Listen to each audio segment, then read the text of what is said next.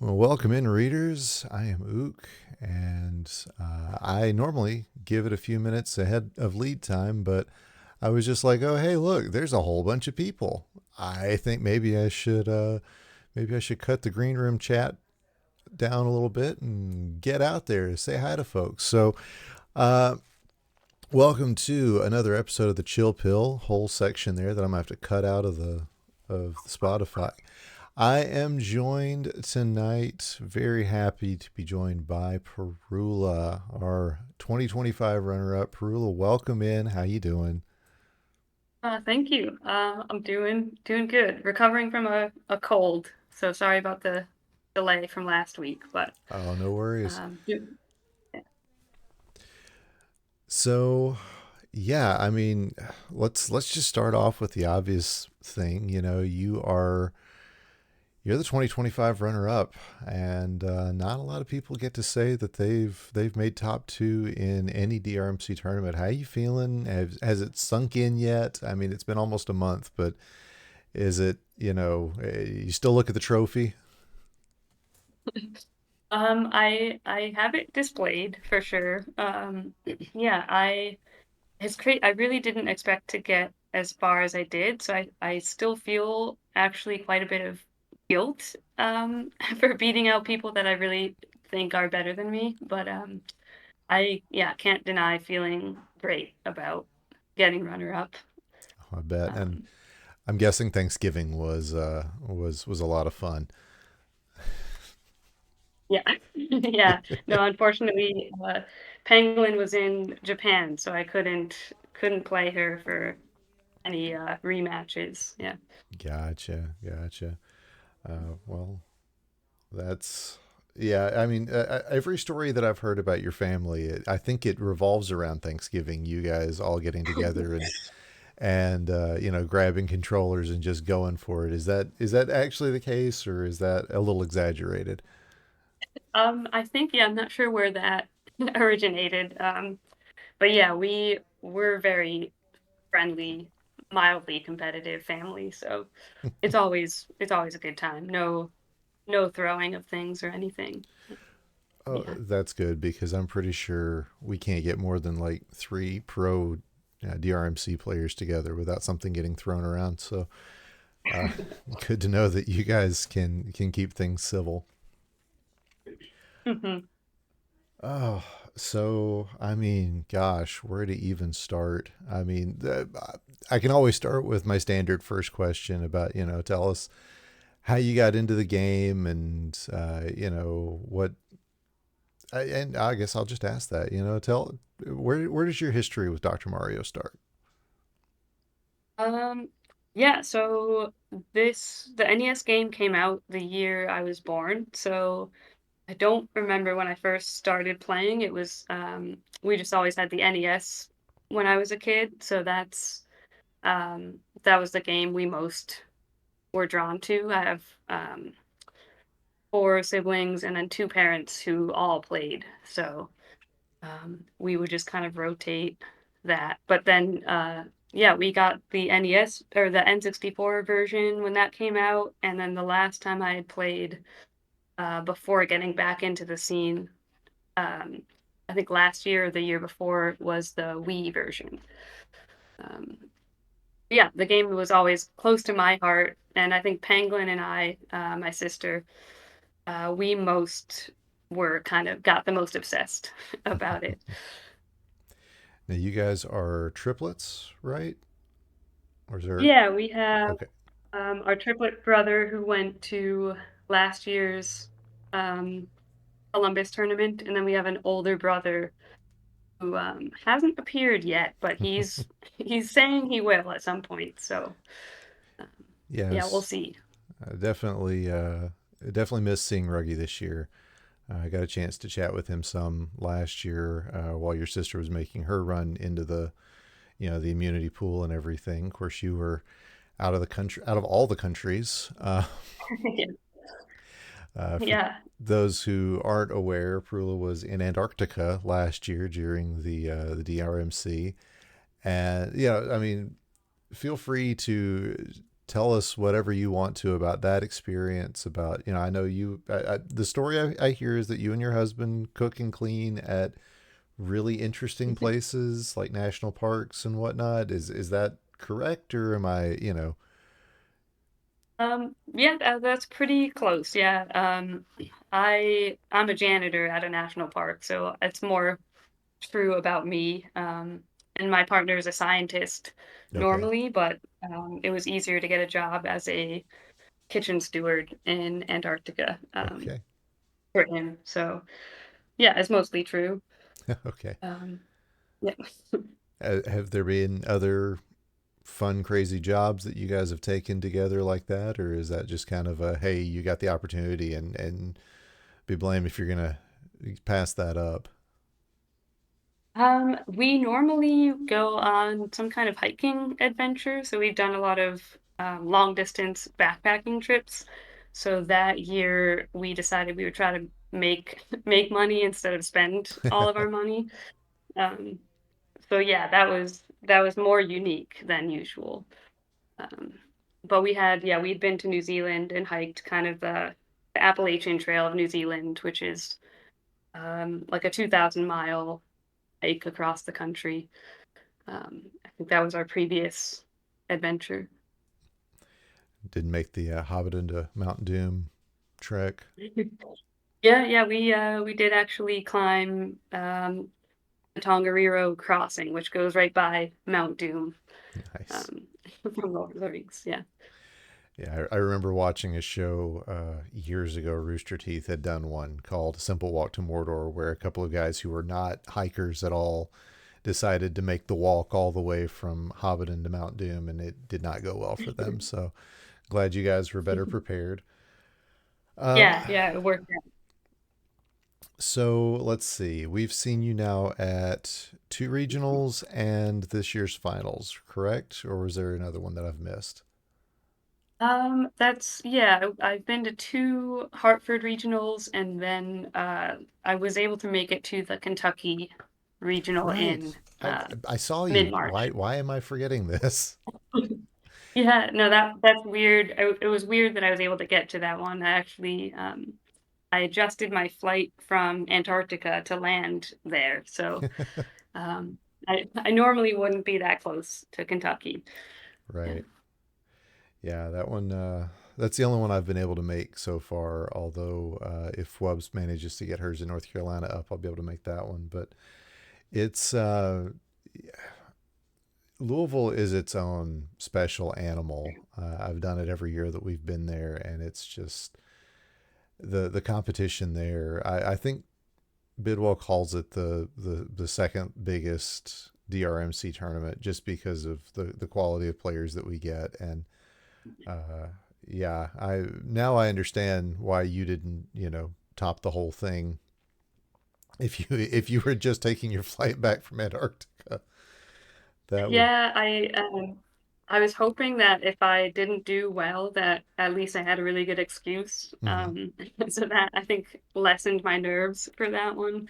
But it did, it felt like a big deal. Yeah, and I had watched a lot of the previous live streams of that Mhm. tournament, and it always was the biggest one with the biggest players. So yeah, I didn't hold out too much hope to get too far. And you made top eight. Sounds right. Yeah, I think yeah, Coop knocked me out, and Yes. then he went on to get second place against Dave Smith. Right.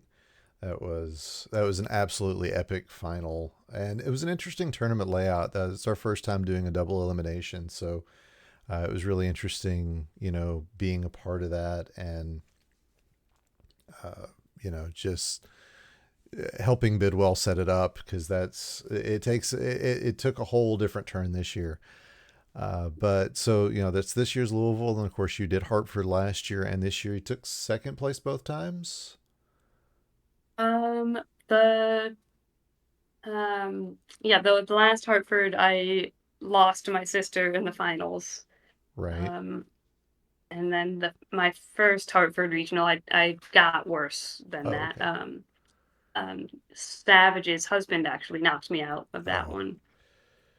Yeah, Mr. O is one of those sneaky players that he's way better than he's got any right to be For non-competitive. sure. Yeah. I, Yeah, I've I've I would love to see one.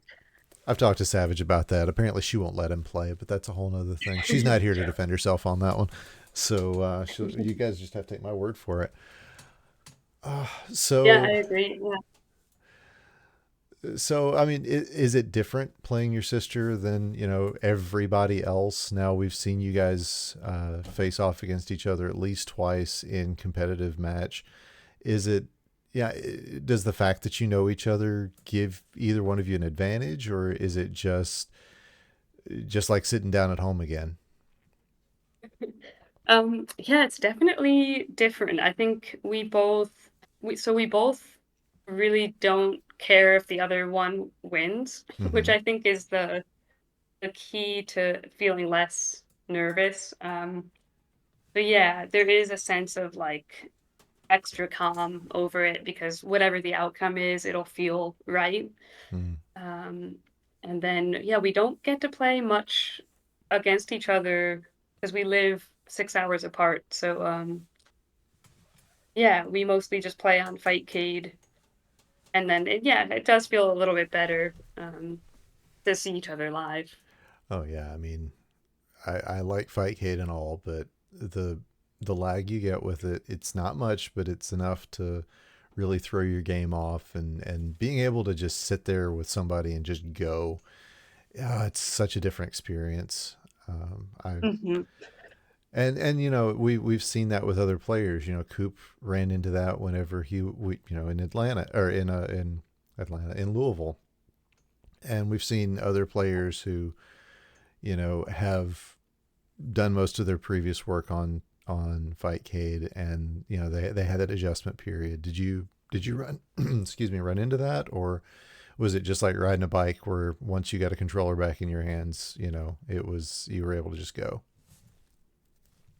Um, yeah, it's kind of a weird switch. I think it's easier to go from the Fightcade lag to live play for me, and then after this tournament, I went back onto Fightcade and I just struggled quite a Mm. bit with like the lag was way more noticeable. But having the like instant response just feels like it's easy to get back into that for me. Absolutely. So, what's this year going to look like for you? Have you got a regional or two planned out? You coming back to Hartford? Um, Yeah, I'll probably make it to Hartford again just because Pangolin lives very close to where that tournament oh, there you is. go. Um, yeah, I think at some point I would like to go to maybe a state I haven't been to yet. Um, but I don't know if that'll happen next year. But yeah, I definitely plan for Hartford. I think it's usually in September. Yeah, I mean that's certainly fair until we get enough clout that we can start getting actual money for doing this. It's always Yeah. dependent on what people can actually pull off. Trust me, I'd love to go pro, Mm. but you know, it's Yeah, just and actually, if there was like a Canadian, if there was one in Montreal, I think that's about the same distance to me as Connecticut. So I would love to do a Canadian tourney at some point. I I know Lev has had that idea about doing. Of course, he's Mm. closer to Toronto, but the idea has definitely been there among some of our top Canadian players about maybe trying to pull something in the Toronto area. I don't know about Montreal. As far as I know, Snipe's the only one in that area, so it'll be a Mm. Yeah, question. people like yeah. But yeah, it would Yeah. definitely be interesting.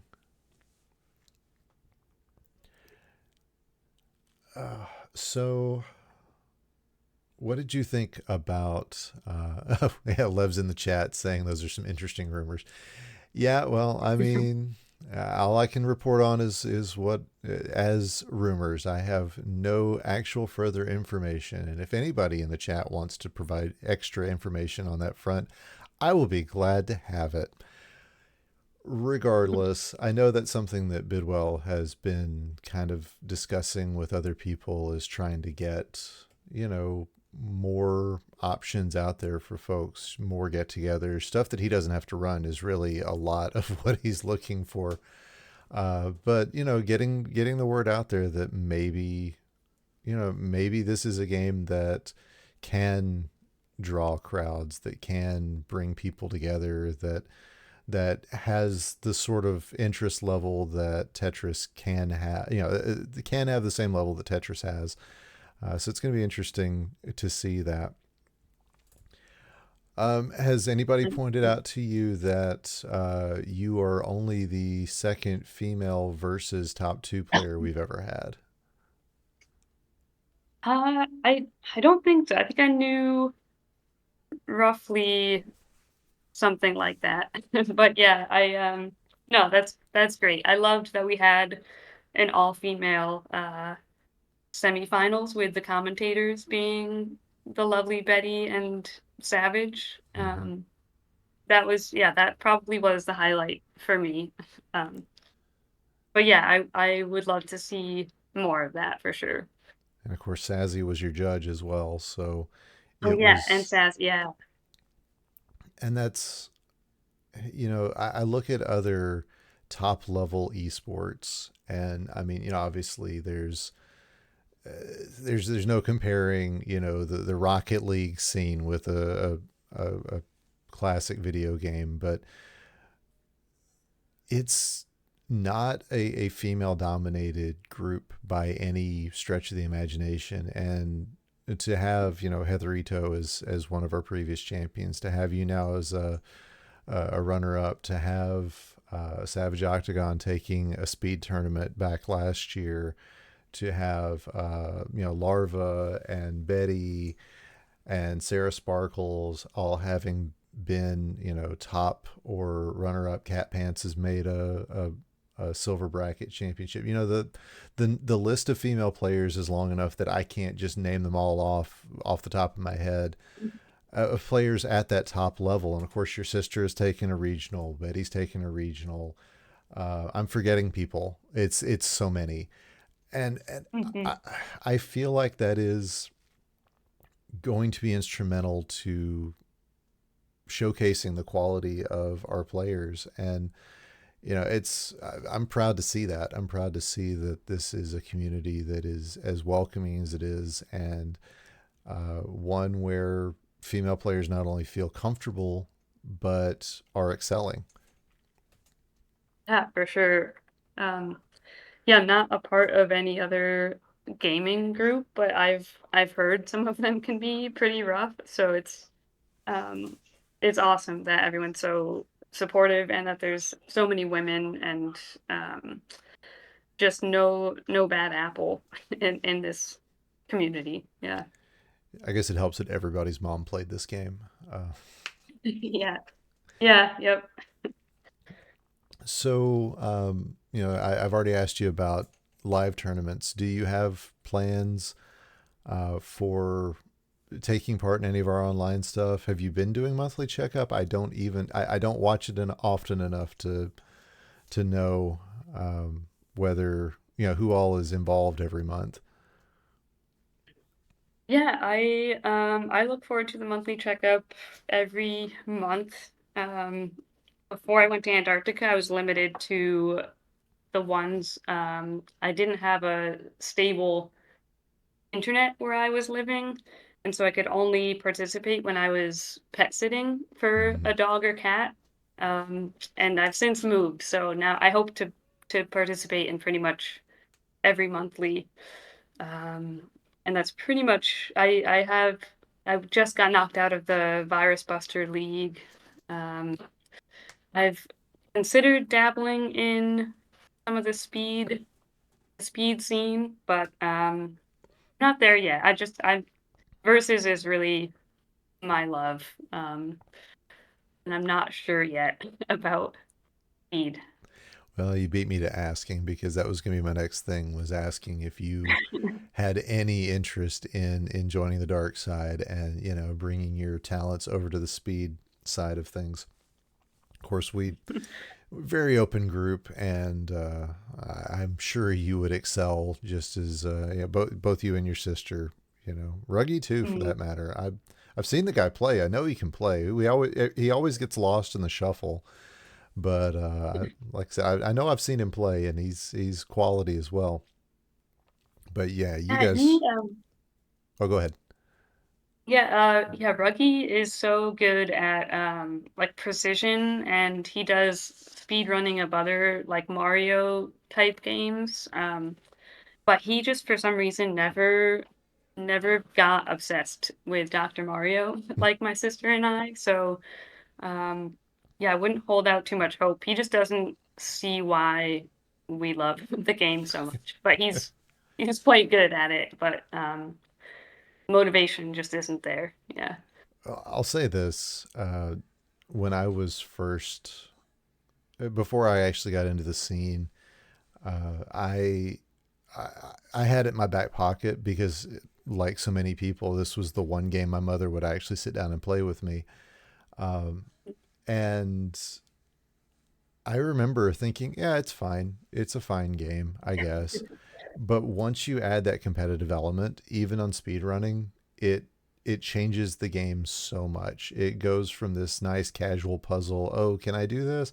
Yes, I can, to oh my gosh, there's 45 different things that I need to do to fix my game and make it faster and do this and do that. It's even just single player is so much more fun. And yeah, players who Mhm. haven't had an opportunity to try that out, they don't know what they're missing out on, honestly. Yeah, yeah, I hope to I had it on my schedule of I've got a month off of work and I was like, okay, things I need to do. Get into Speed Dr. Mario was was one of the things on my list. So we'll see if I get to that. But it looks like a lot of fun when I'm able to watch the stream. Yeah. What month is that? December. So Oh, we're here. okay. Um, Okay. yeah. Y'all heard it here Um, first. Parula is going to be qualifying in January for DrMC tournament. I don't know. I I'm shouldn't have just said messing anything. with. I'm just messing with you. I gotta make scoops where I can. There's not a whole lot of news in this community, so gotta have a little fun where I can. But Yeah.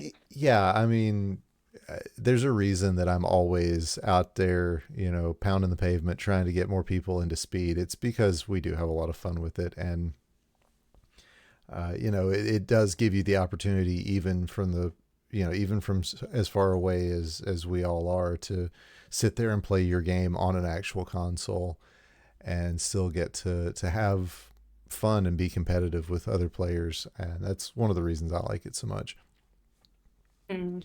And nobody's over there screwing with your setups. Yeah, that's the one nice thing. I love being able to make mistakes and benefiting off of them in versus play. So I think that's my biggest annoyance is that I do tend to make a lot of mistakes, which I guess getting into the speed might help me with that. But um, yeah, I'm not sure. It's definitely true that the two different disciplines support each other at this point. The quality, Yeah. once you start improving one, you start improving the other. So it's definitely very interesting how that works out. So let's talk about what Cincinnati was like for you this year. Of course, it's a little different setup. I don't. Hartford is at too many games, right? Like it's at an actual. Um, Is that the name of the convention there? that might be the Or is that Pennsylvania Philadelphia? one, maybe. Yeah. Okay. Yeah. But it's at an Uh, expo, right? yeah. Retro Games Retro Expo, World maybe, Expo. or I'm getting it from the chat. Thank you, Ultra. okay. Yeah. So everyone that you've been to prior to Cincinnati, it was a whole expo. It was a massive building, and we're just a part of it. Whereas Cincinnati, definitely a different feel this year. How did you feel about being the show as opposed to just being part of the show?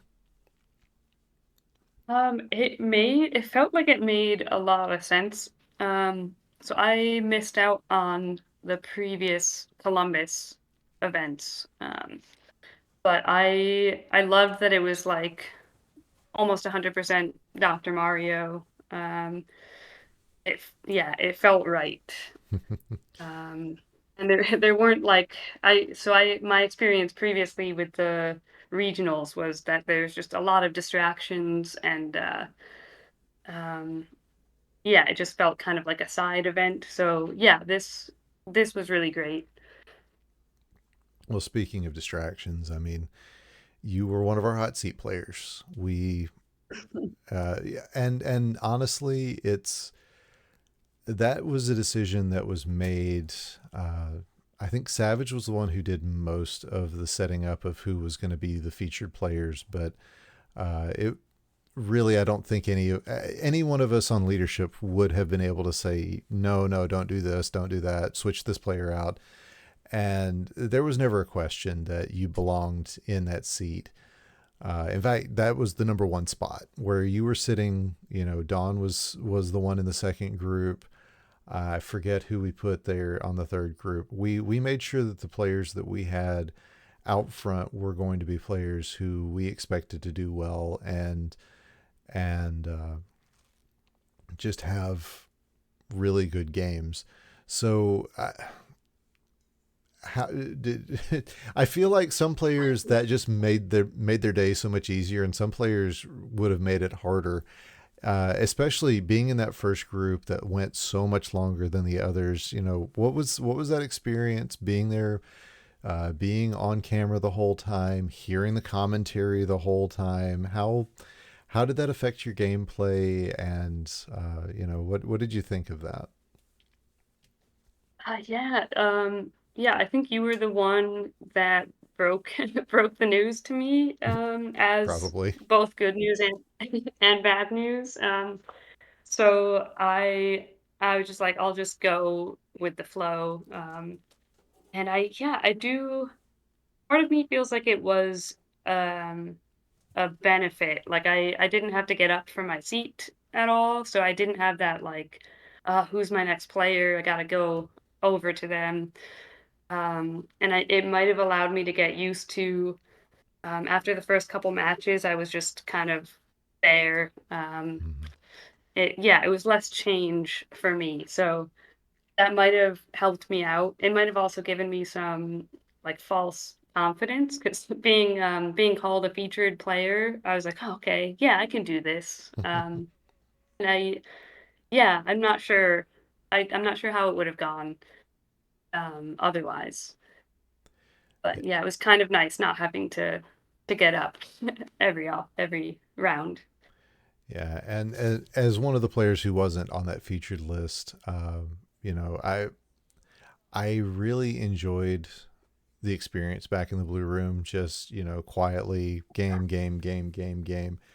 But yeah, there is that element of you got to find the next person. You gotta look around and go, who have I played? Who have I not played?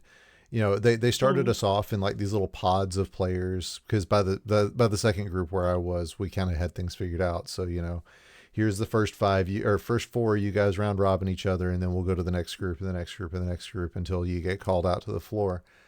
But at the same time, once you get out there, you're like, okay, I have to be focused now. I lost at least one game in the back that I really just kind of lost focus for a minute. I feel like and wasn't 100% on. And while that's hard to maintain for the amount of time that you were up on stage, I feel like you don't.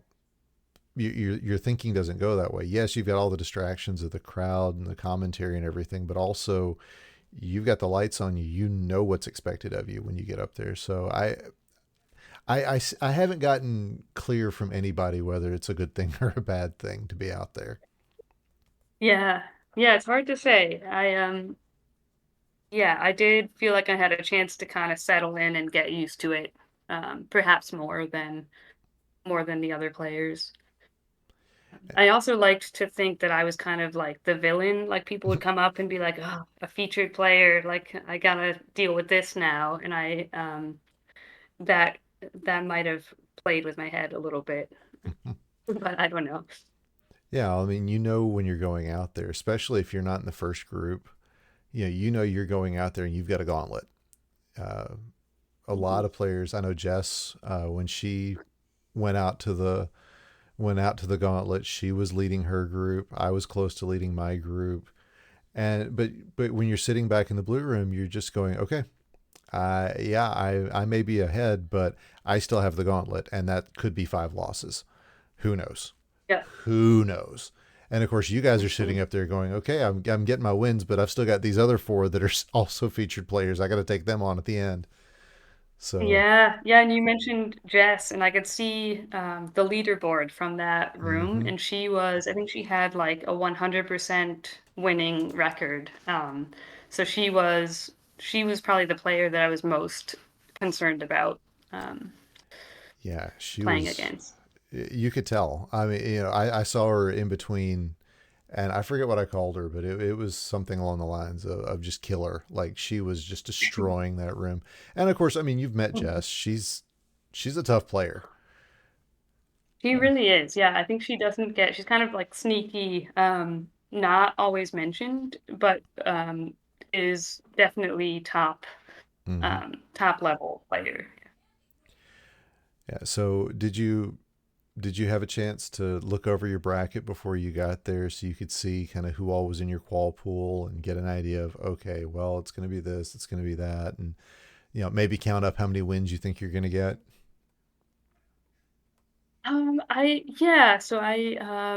I know people were concerned about one. I think it was maybe the weird bracket. I'm not sure, but I was counting up the players that I was definitely nervous against, and I got like 5 players from each group, um, pretty evenly. So I didn't really, if I could choose, I'm not sure it would have mattered which group I was put in. Um, I felt like I had a fairly even chance for all 3 of them. Yeah, I definitely looked at my group at the beginning and went, okay, cool. If I pull 500, I'm okay. I will not be angry Yeah. if I pull 500. I had goals. My first one was to make it straight to Sunday, which I barely managed. And the second Mm, goal was to, once I saw what happened in your pool, I was like, okay, looks like 10 wins is the number to go for. I'm going to try to get 10 wins. And I did that as well. yeah. So, you just kind of make yourself the goals and go, okay, cool.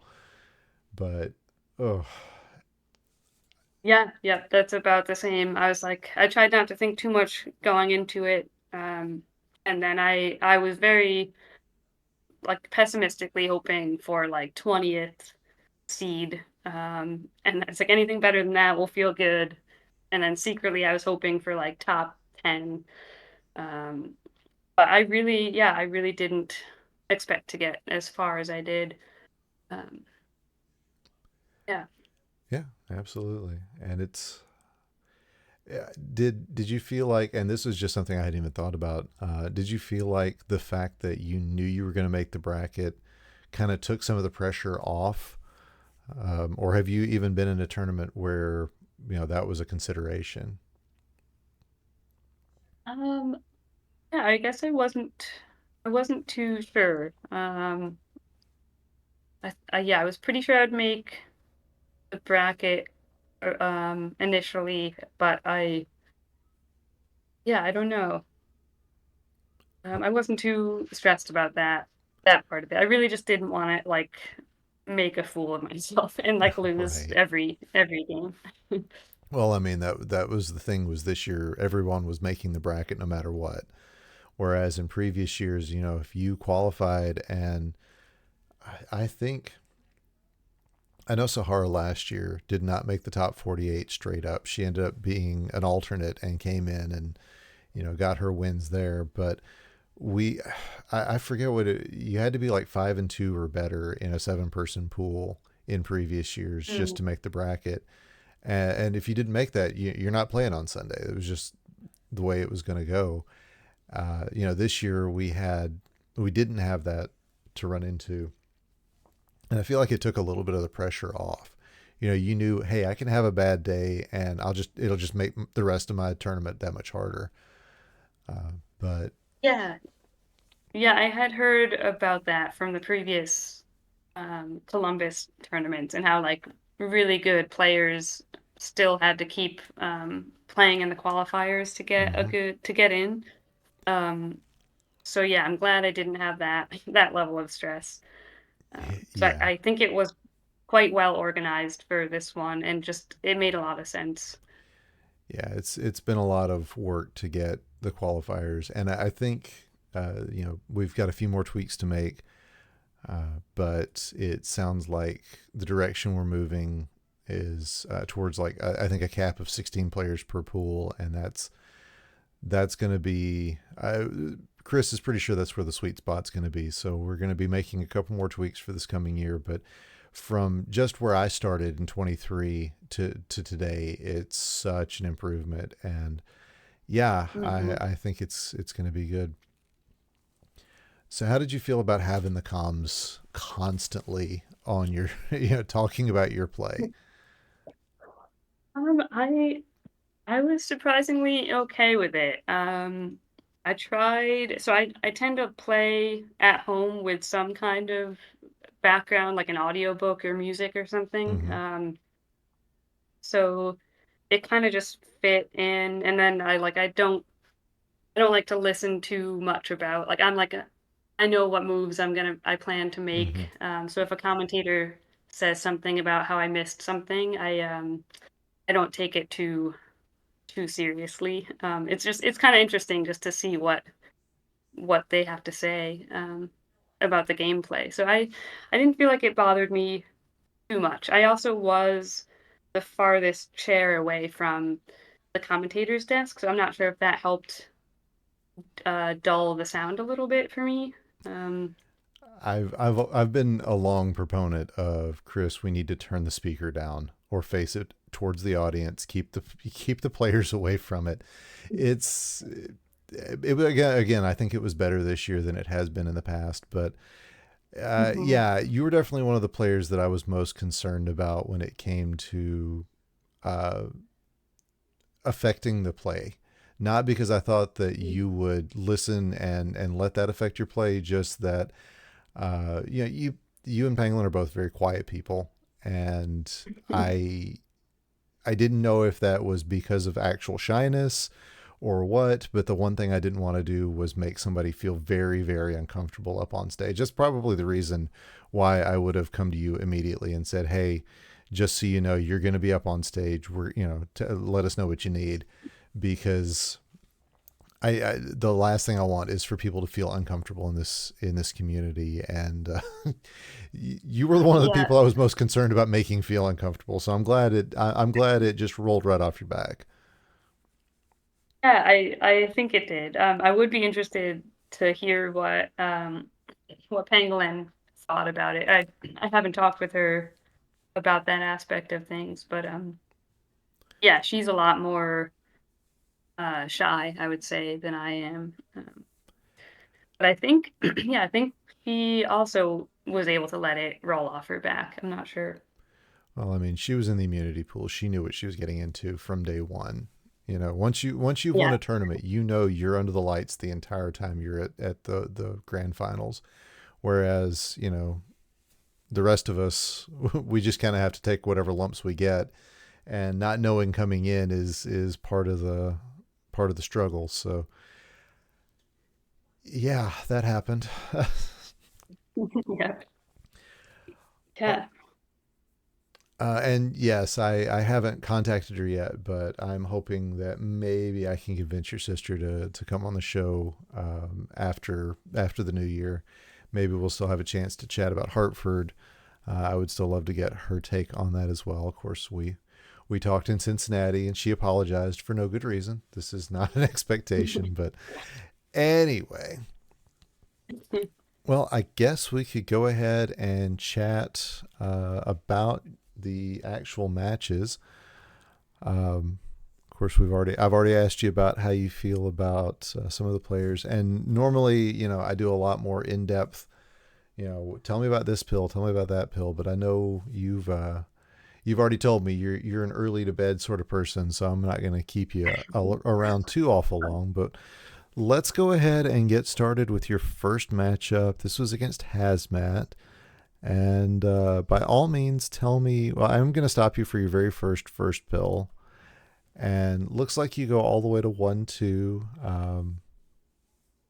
That you've got that option versus 4-5. Anything in particular that any kind of theme that we should be looking for in your play style? Um, yeah, I'm not sure. So,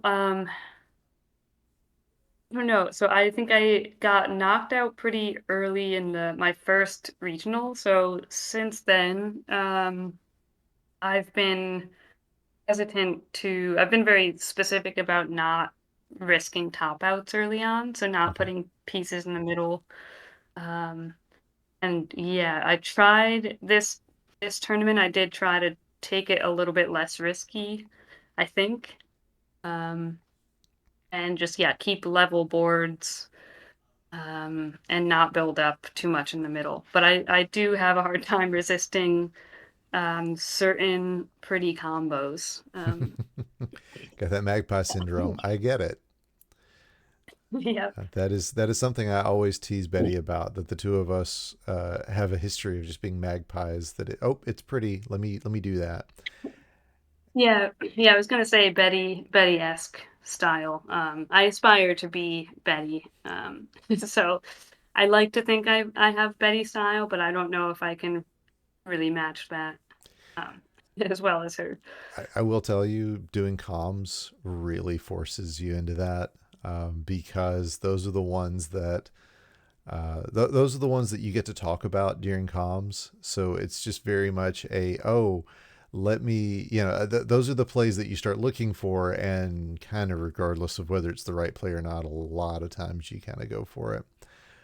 Um, so an interesting play that I'm seeing, of course, it depends on a couple of reds, would be to put this into 6-7. I just now am seeing that to make the tee, maybe drop some stuff in. Um, I don't think it's the right play, but that hole in 5-6, or basically in 6 through 8, it speaks to me. It's not something we normally see in top lines, but anyway, Yeah, just I agree. Yeah, I feel the need to, if not just plug that hole, but to get a piece um, not too close to the center top. yeah. I'm thinking 7-8 even. Oh wow, yeah. I was thinking 6-7 just because you can make the tee with the 5-8 and the double in 6, and since you're getting a double blue, you can just drop that on top of the red and 8 and have a lot of fun. But yeah, that's not something I see in real time, especially not on the first pill. So anyway, just Yeah, having yeah. some fun with it. All right, so let's let it play, and you stop me if you run into anything. I have no problems uh, pausing and moving forward, but I like the plays that I'm seeing so far. Hazmat just giving you a combo opportunity and then taking one away. So I guess that's fair. Oh, nice Yeah, and I stroke do there. want to say, Hazmat and I played like a full game as the warm up, and he fully beat me with I had no excuses. So I was actually pretty nervous about this one because I was like, man, he just kicked my butt. Um, but I Yeah. did. Yeah, unfortunately for him, it didn't count. And I will say, for all your talk of trying to keep a lower top, oh my gosh, that drop on the red in the first column, that was gorgeous.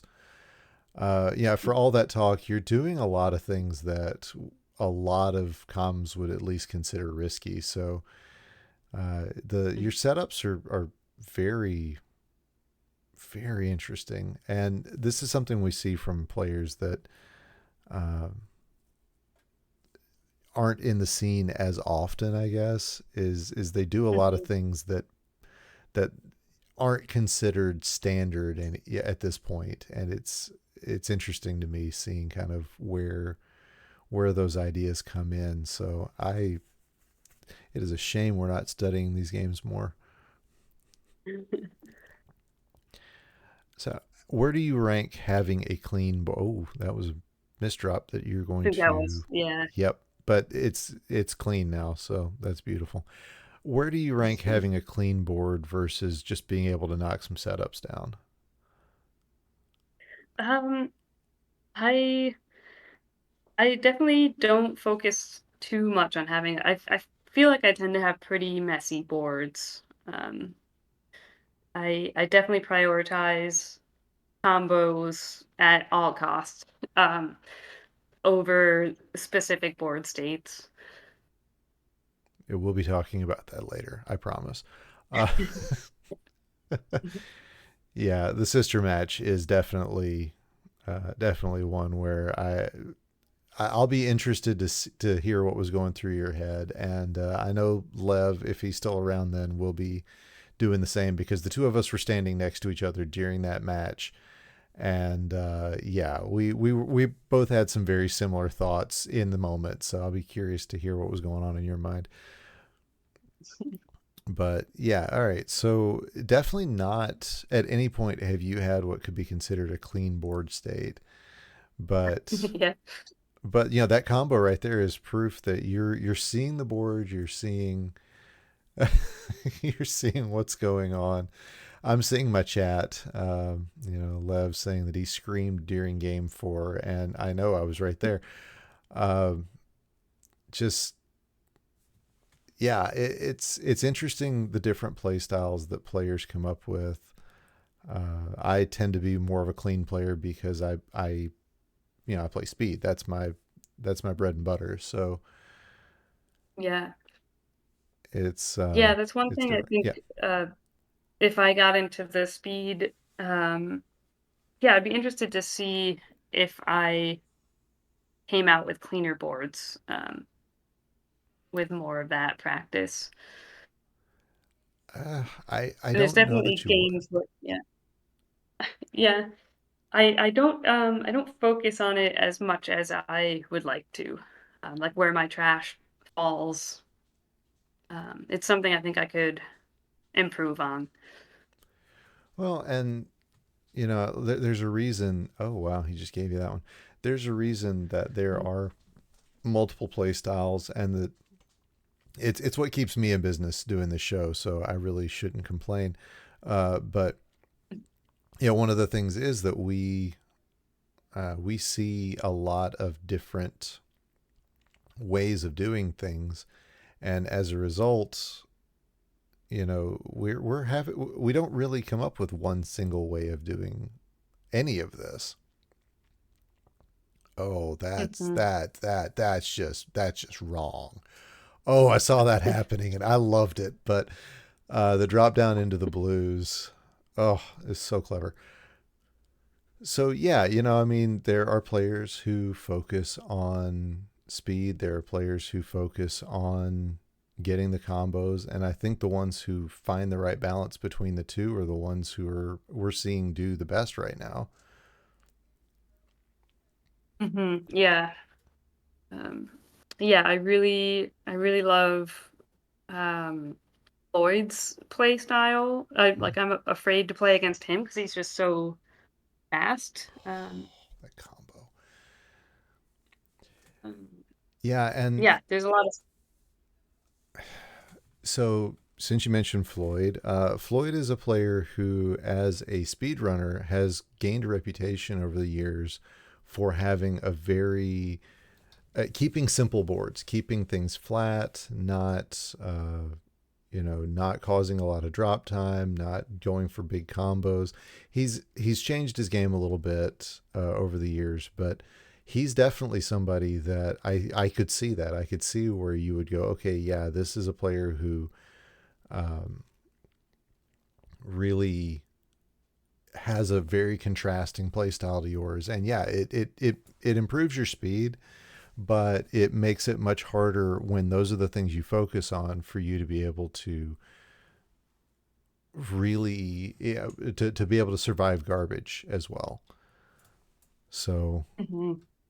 I know because that's something I struggle with as well. You know, I get my setups going, and then the garbage hits, and I'm just like, oh, okay. Um, was this okay? This was actually the match. So let's back it up. And all right, so now you got BB Forky, veteran speedrunner, veteran of a lot of things.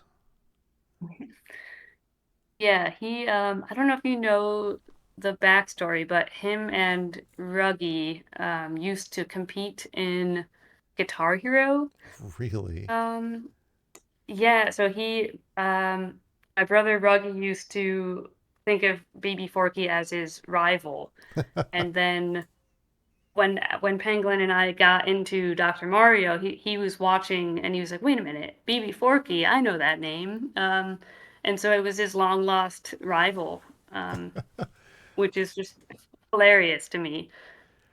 And it turns out he's such a nice guy. He was on our trivia team for Flub's bar trivia, and Nice. he kind of carried the team. Yeah. Forky is definitely somebody who just kind of shows up everywhere. I don't know if you knew about Savage and Packy being at GDQ this year, but Forky was really instrumental in that happening because he is a Nice. regular at GDQ as well. It's like I said, he's definitely somebody who just shows up, and you never know where you're going to see him. So that doesn't terribly much surprise me that your brother has seen him as his rival in the past. Yeah, yeah. All right. Well, he's definitely done a lot to you here, but I don't know if it's his play that uh, kind of has not. Oh, nice tee. I don't know if it's that his play hasn't been aggressive enough to, punish you for what's going on your board, or if you're just taking it in so much stride that that there's nothing he can do to stop you. But at this Mm. point, early on it looked like a really rough board for you, but you just bounced right back. Yeah, yeah, it's hard to say. I think a lot of these matches, I feel like I got um, pretty lucky with garbage.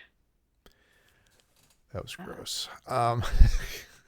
So the column 8, is that on purpose that you've just left it so that you can avoid getting garbage slammed down it, and can work up from it because you've already got the double reds kind of pieced in? Or is it just something that you're like, it's fine, I'll take care of it eventually?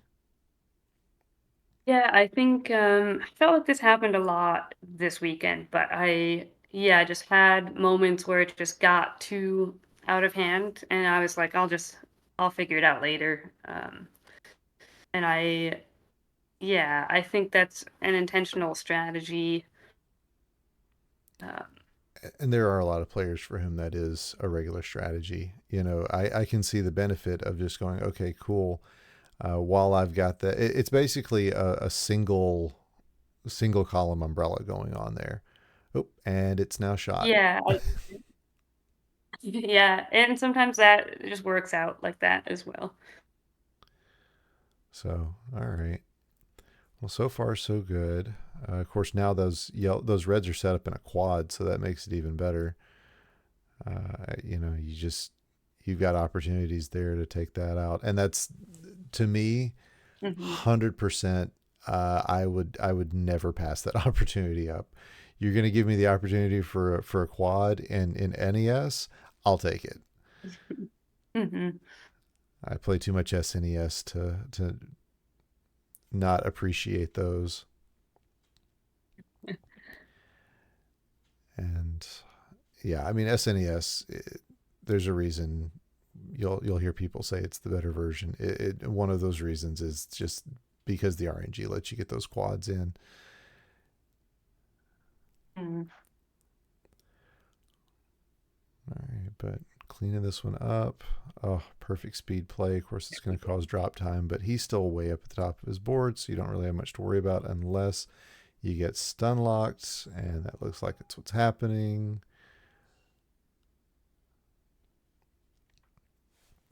All right, one more down.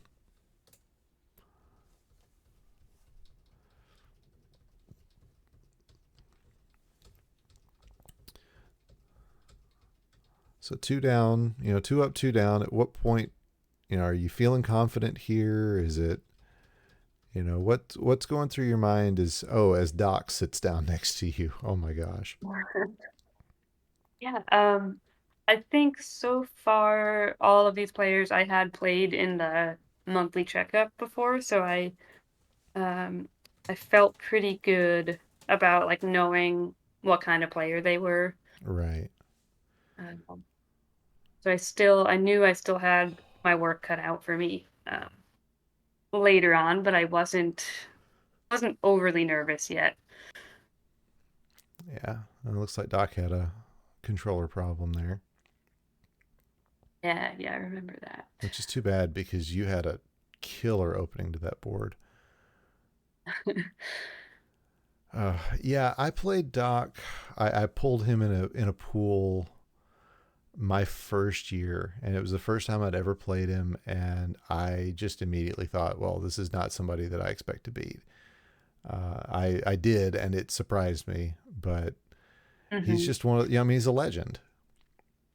Yeah, yeah, he's a very strong player. I got a good chance to talk to him for a while. And he was telling me about just getting older and feeling just having more like brain farts, Mm, um, which I totally see for myself happening. Um, so yeah, that's unfortunately I think I was hoping he would do better. And yeah, this was a pretty disappointing ending. I hate to see that kind of ending.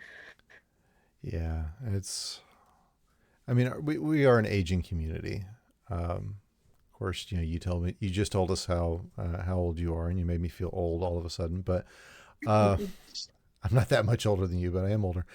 Uh, but yeah, that is something that we're seeing, and it's it's going to be interesting as the community ages, seeing where that goes. Of course, you've still got players like Doc and Choco Cat, like Bill A, who was in the top 48 last year, and I played him in Louisville, played him again here. Is just a great guy, and isn't he may be the oldest player we've got, and he's not letting that stop him. So we're Nice, yeah. definitely this is definitely a community I think that age will not affect quite the way it has other games. Tetris. Uh, Yeah. Yeah, that's interesting. I kind of I would both love and hate to see um like the crazy teenagers. young crowd. Yeah. Yeah, yeah, joining this game. Um yeah, I mean I really love seeing older people. Like my parents play the N64 Dr. Mario every night. Um just the two of them. And they basically just play until their arthritis gets too uncomfortable.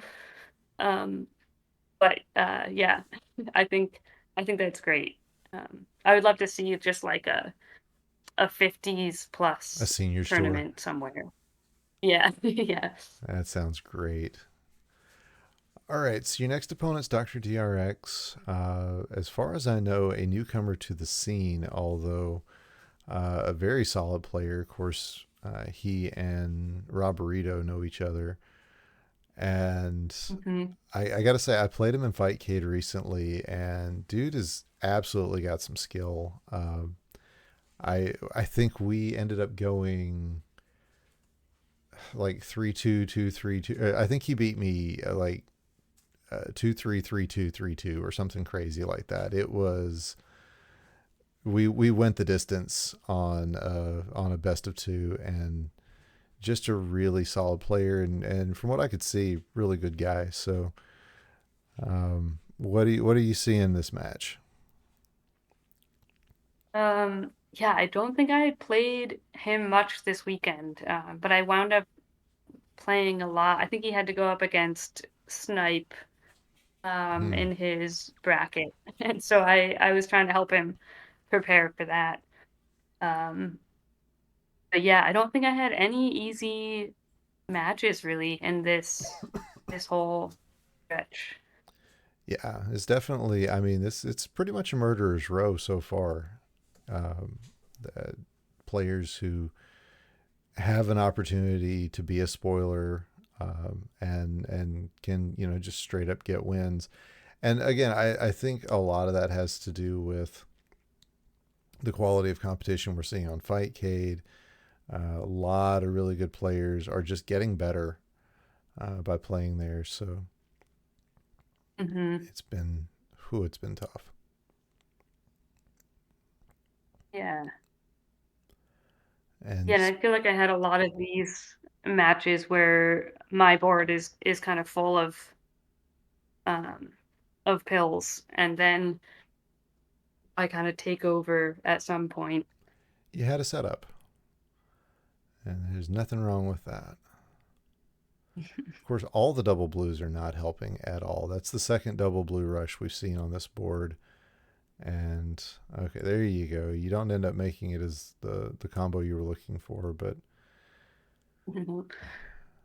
it's not the combo you wanted. It's the combo you deserved, or whatever the line is. I don't even know. That's the third set of double blues. This was Yeah. cursed seed.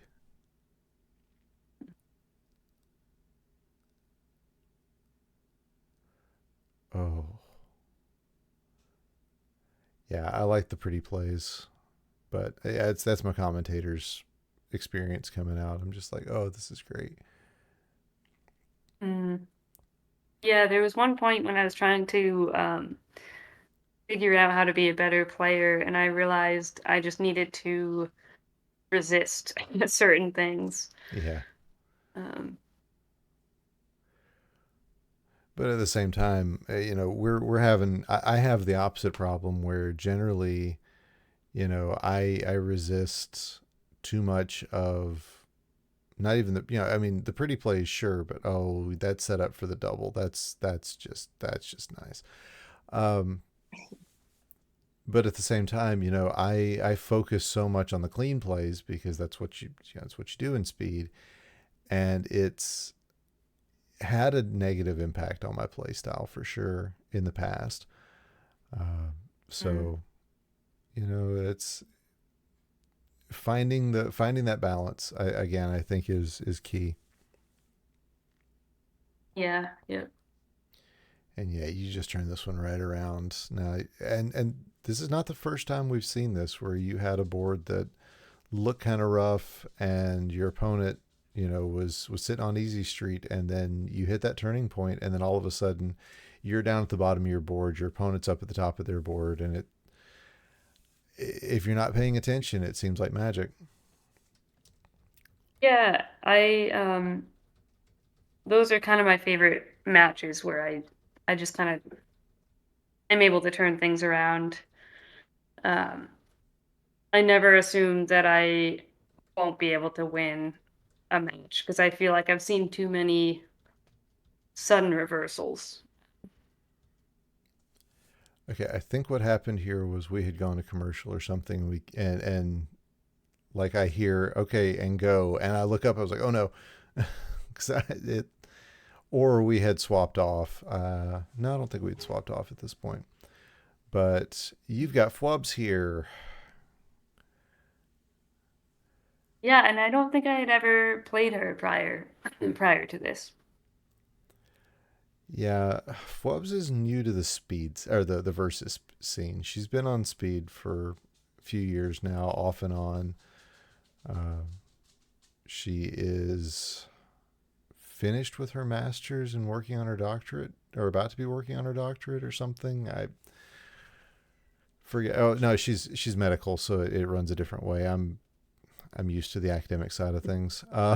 But yeah, the studies have definitely affected her ability to play the game. I'm wondering if you guys are still in practice though here, Yeah, I don't remember. because the way Lev and Dr. DRX are looking at us, I Oh think yeah, they're we saw that. okay. Yeah, there you go. Okay, so that was just practice. Good, because she it was not looking great for you. Okay,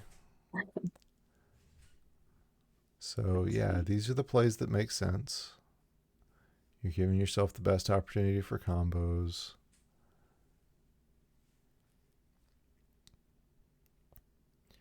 Do you ever get those boards where you just realize I haven't comboed in a long time and my game is starting to suffer as a result?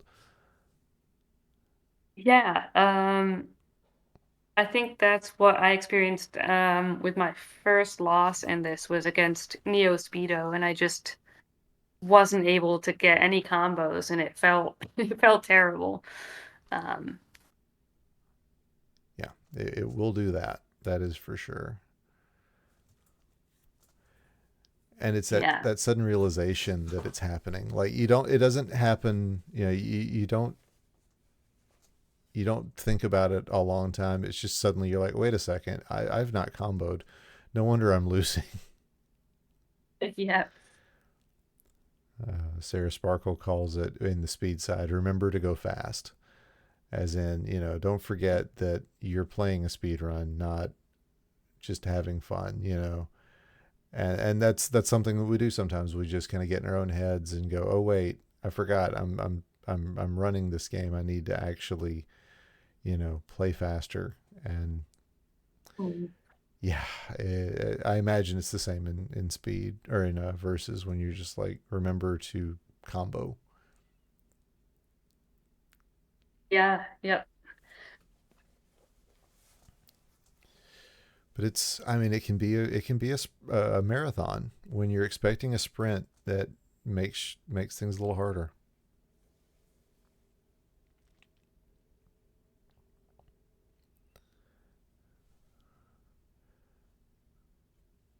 Right? And yeah, you're really not struggling at all on this one. No No, but offense. the virus count's still pretty close. Yeah, but as much as we pay attention to virus count, we know that board health tends to be kind of the critical element here. Very often when Mhm. I'm watching a versus match, I'm not paying attention to the virus count at all. I'll look up and go, "Oh, I guess they're close." It's hard to say. Mhm. And is that something you look at while you're playing, or do you just kind of go, "Oh no, this feels right, this feels wrong"? I don't, you know, kind of where you are in the game. I find myself looking at it just to see. I'm not much of a um, screen watcher of the other player, so um, sometimes the only thing I have like time to look at is the virus comparison. I think just because it's easier than looking at the like board health. Right. But I do, yeah, I do realize that it doesn't necessarily mean anything. Yeah. And again, you know, I mean, when you're calling speed, that's the only thing that matters. Whereas when you're calling verses, you know, it really it can matter not a bit. You know, for all of Bidwell's formula, it's very possible to win a game with your opponent only having one virus and you having 35. And I feel Yeah. like if anybody can do it, it's Barrett.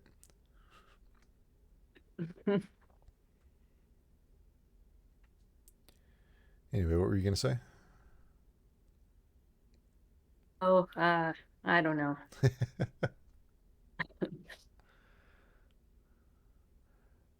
All right, looks like this one is in the bag, and there it goes. Phobes with a pouty face trying to make you feel bad. It's not working. Oh no, that worked. That was one thing. Like, yeah, just playing one game with every player. I feel like I'm pretty susceptible to the reverse sweep.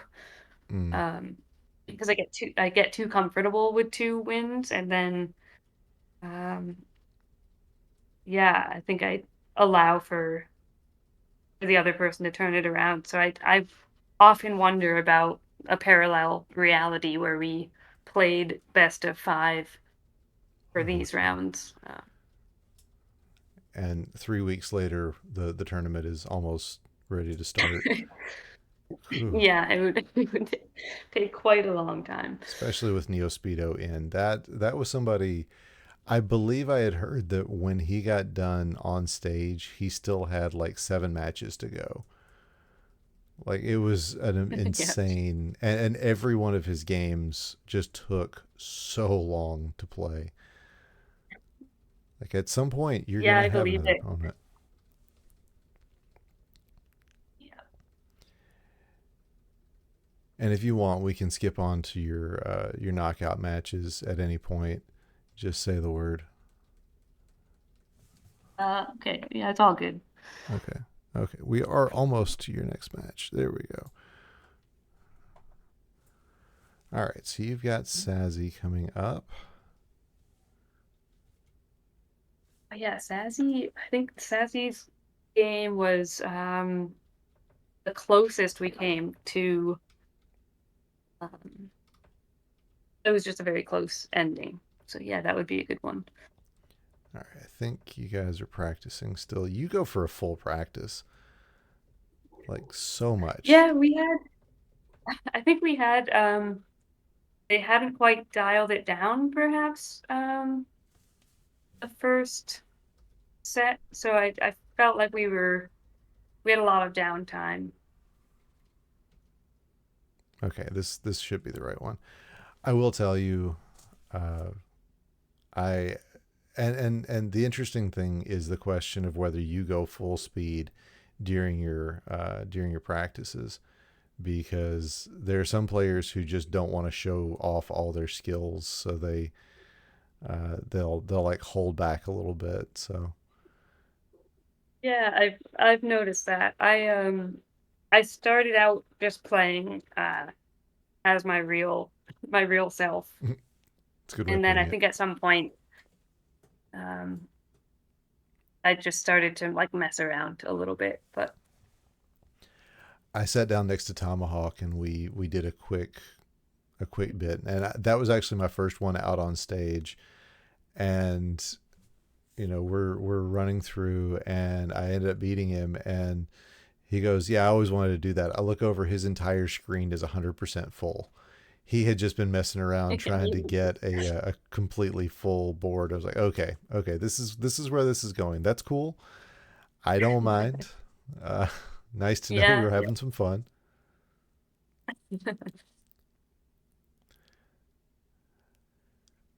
But yeah, I mean, you don't want to reveal all your cards all at once, I guess. yeah, I guess so. And then there's some I've seen some players just kind of do a lot of like unnecessary extra flipping, and I just assume they're testing out their controller. Yeah, that was usually me. I just make sure that all the buttons work, all the directions are going the right way, and once I'm satisfied with that, I would stop playing and tell my opponent, "All right, whenever you're ready, we'll go," or I'm ready to Hmm. go. So, yeah, she's got you on the ropes here. Sazzy's a much stronger player than I was aware of. Just going in. Yeah, I think she'll go far. I'm not sure when she joined up on Fightcade, but I think it was pretty recently. She's a name I've And I think seen. Oh, go ahead. yeah, I think she's been joining in the monthlies recently as well. She's definitely a name I've seen in the community, but I didn't know much about. She just kind of appeared one day, as far as I knew. So it was really hard to Mhm. say. This is who this person is and all that. Um, but yeah, definitely she filled a void that weekend as well. Normally we've got a wonderful community member named Sunny Jim who ends up she doesn't even play. She just does an absolute ton of judging during the tournament. And unfortunately, she wasn't able Mhm. to make it that weekend. And so it felt like Sazzy was just kind of filling in that role. So really, really glad to have her. But Yeah, she definitely is a more powerful player than one might one might expect if they haven't been paying attention to her. Yeah, yep. A nasty combo.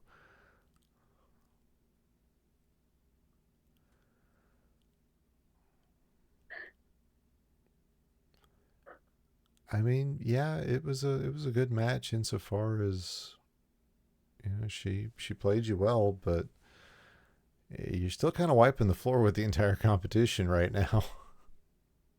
Mm. And I say that so you don't have to. Uh, oh dear. Okay, it wasn't as big as I was afraid it was going to be. That looked like a combo that was just sitting. It looked like a powder keg. Is exactly what it looked like. Like it was just waiting to explode.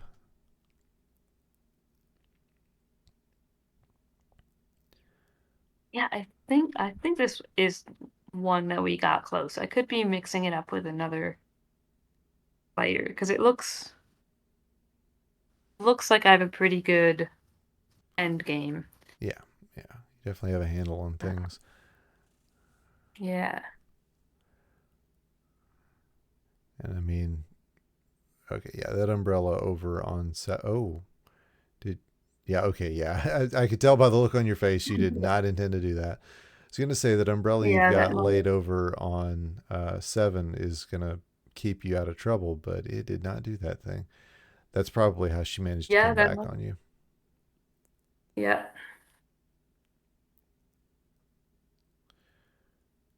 Because at a certain point you've got to make, you got a call to make. Is it, do you pull the trigger? Do you decide to go vertical, horizontal? Looks like the vertical is the plan, but then it just, Yeah, this is a hard dig. yeah. And hard digs are definitely something you've had to deal with the whole weekend. Hmm. And at no point does umbrella cross your mind. Okay, I there it is. y- There it I is. guess I All do. right. Oh, that's just unnecessary. Okay. Okay, that was showing I think, off. yeah, I was getting nervous about that spire. But yeah, that was the closest one virus left of my opponent. So Yeah, just I think at quality. that point I was like, okay, I gotta refocus. Right, right, right. Okay, and next up. Okay, I feel like we completely missed you playing Mama to Goat, or huh? Because she Mm. she clearly would have been the next player, but we can go back to that if we really need to. But is this who is this? This is not a face I recognize just immediately. So that's the first time this has happened. Yeah, I am trying to think of her name. I think it. Uh, nah, yeah, I don't know. Let's see. Yep, I don't recognize the name. Might be Jen L. Uh, Yep. it might be Jen L. Yeah, Okay, there yep. we go. My wife uh, always tries to go with the Avengers joke where you know I'm Peter Parker. Oh, I'm Doctor Strange. Oh, we're using our superhero names.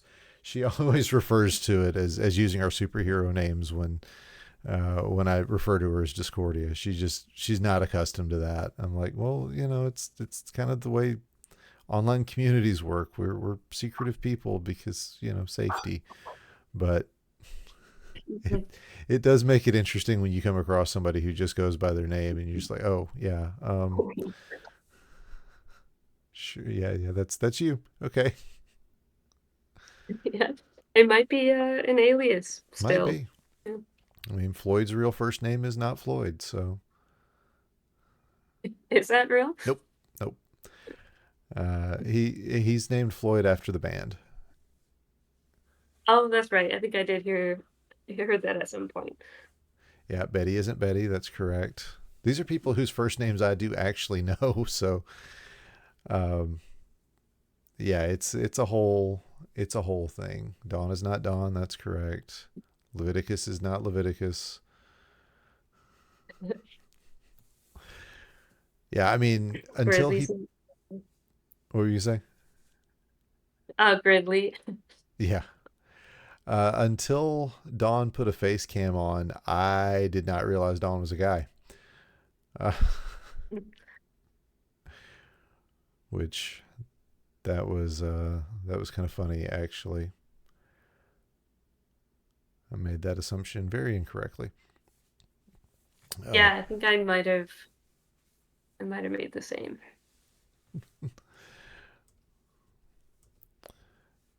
uh, all right. Let's move it right along. That would explain why there was such a big gap there. We just missed the Mama to Goat match. Mm. All right, let's see. Yeah, that might have been a quick. You've still got Betty, DM Hero, Jess, Lev, Steve. So you got some good players coming up. Did you want to watch the Neo Speedo match? That is coming up next. Um, yeah, um that would be a good one, I think. All right. So, See what I could have done better. all right. Well, here it is. You got a good starting board there. Of course, you don't have a lot of use for red. And okay, I think I see the problem. The initial misdrop. Yeah, it's, That happened to me yeah. against Influx. I ran into like an early misdrop and it just I never could get my board settled again. Of course, you're making a lot quicker progress than I did against Influx, but it's really tough at the top of the board to kind of get things moving. And then I'm seeing that horizontal on the double blue just kind of going, who use me? But you very wisely don't. Although I think here I'm going to back one up. This pill right here. I think if you had dropped that, okay, well no. Where would I I put? do wish that I had seen the double red coming and Yeah, block that off. Yeah. yeah, because I was going to say using that, just tucking that right there, but you could flip that into 1-2 and then use the double red coming up and yeah, give yourself a much better position. But I mean, we're talking about minor gripes in a professional level match, so Yeah, and I think there was a point here where I just kind of was trying to panic, uh, get into a safer um, board state. yeah. And there are players who live for that. That's where they live is in that safer board state. Bidwell will tell you that he's not going for combos for the first couple of minutes because it's just not he doesn't want to get topped out. Yeah. Yeah, I noticed I feel like he had a lot of he held on for a lot of games against really good players. And I think it's because he was uh, You can say playing it playing it safe. safe a little bit. Yeah, that's not unfair. His early game, I mean, he's made that very clear, and we've discussed his matches together a couple of times when he's been on the show, and that's his mo. He will start off with a safer board. At this point, I think you two are kind of evenly matched up. He's got you a little bit on the ropes there, just with the goalposts, but you've got good setups going. At this point, you're not in a bad place.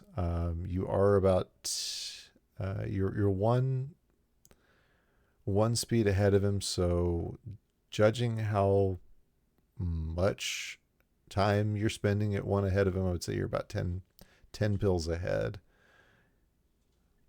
Mm.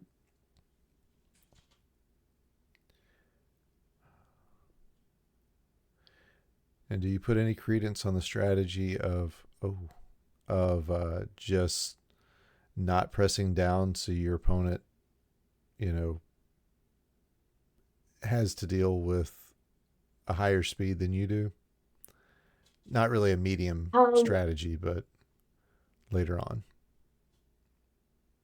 no, that's something I don't really think a lot about.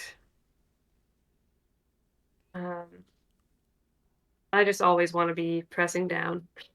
That's fair. Very packy style.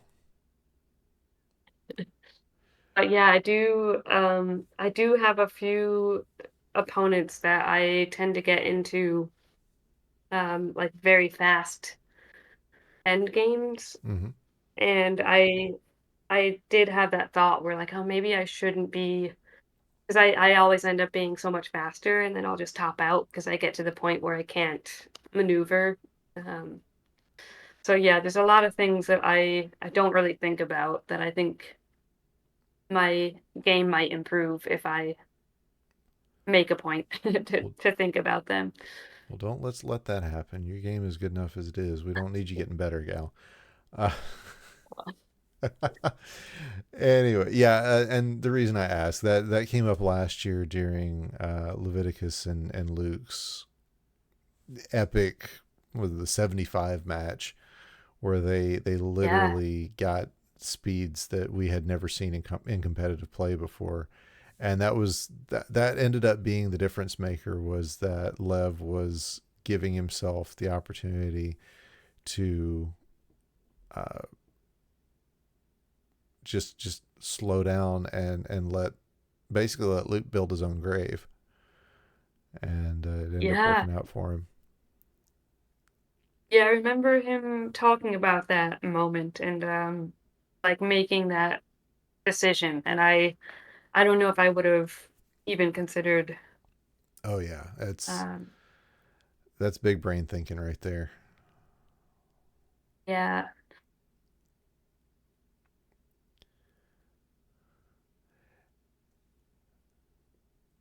yeah. I think this was the point where I was like, I don't think I can um, get out of this. It just Yeah, wasn't working out.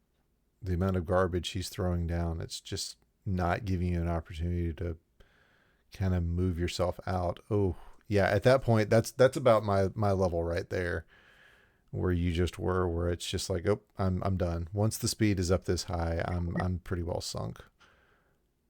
Mm.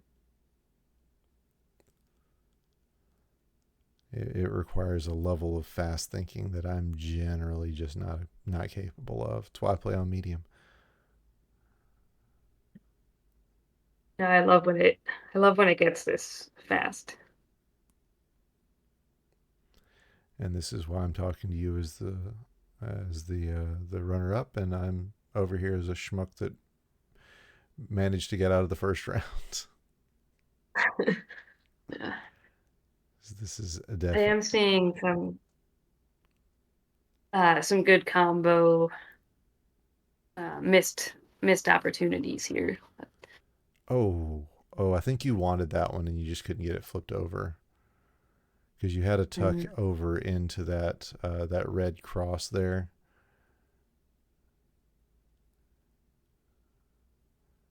And I don't think it's a you didn't see it. I think it's a you weren't able to make the flip into it. Although you've got it set up now for blues. Yeah, at this point, I think you go hell for leather. You don't. What? Oh my No. gosh. Yeah, Yeah, I no. really wanted that. It didn't go for.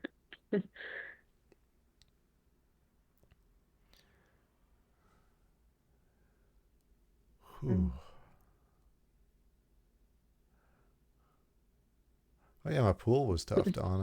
I definitely did. Oh wow. I thought that was a top out, and I look up and it's not a top out. I remember that happening, Yeah, I forgot about that.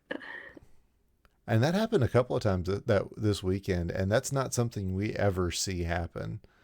So it was kind of cool that it happened at least twice.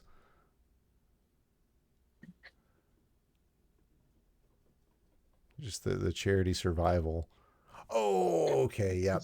One little mistuck, and you saved yourself like 4 or 5 viruses. But at this point, his speed was so high, or his virus count was so low, you kind of had it. Yeah, yeah. Yeah, that was a good match though. Definitely. All right. You wanting to fast forward? You wanting to stay here? You be the driver here. Uh, I'm fine either way. Okay. See. Let's see what we got coming up next. You've got Jeff, very strong player, but I don't think he'd be able to hold out with you. No offense Yeah, to I think Jeff. yeah, all the remaining players were um pretty good. I think yeah, Betty took a win off of me. Oh, there's Mama to go. Um,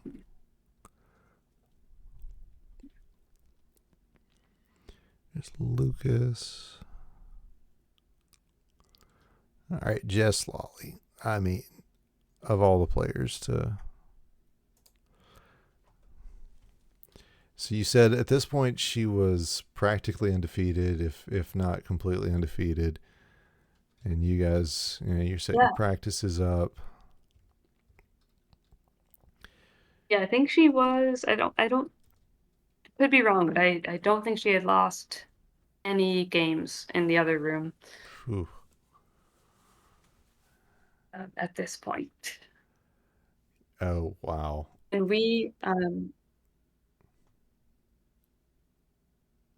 Go ahead. I'm listening. I'm just enjoying the show. we used to play quite a bit on Fightcade, and we tended to have um just the fastest matches. Like we would get to the point where I've never had faster speeds.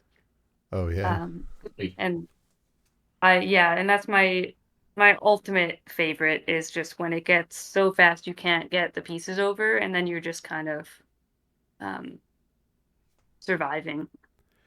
Well, I'll tell you, just based on what we've been seeing so far, I can definitely tell a difference in your play style. Uh, just from the other opponents you've taken on versus Jess, like you clearly know what she's capable of, and nerves aside, you have you have left nothing out on the floor on this one. Oh, like I may have to report the crime here. You are destroying this woman. Yeah, I think I knew once I had the upper hand, I had to keep it because um, yeah, he's definitely one to contend with.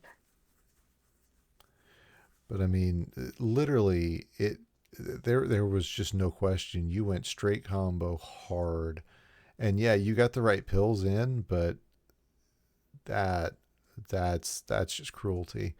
What you've been doing so far.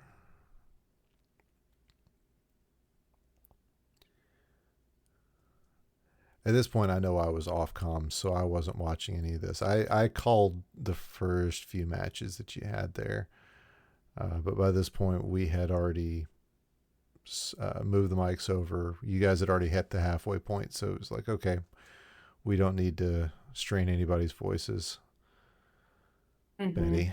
Uh, that became my refrain the Yeah. entire weekend was rest your voice, woman, because Betty has a history of just straining her voice before doing any major commentary, and Yeah. it, she has called the three Yeah, I think it greatest was. matches of all time, and every one of them, she sounds like this. Mhm.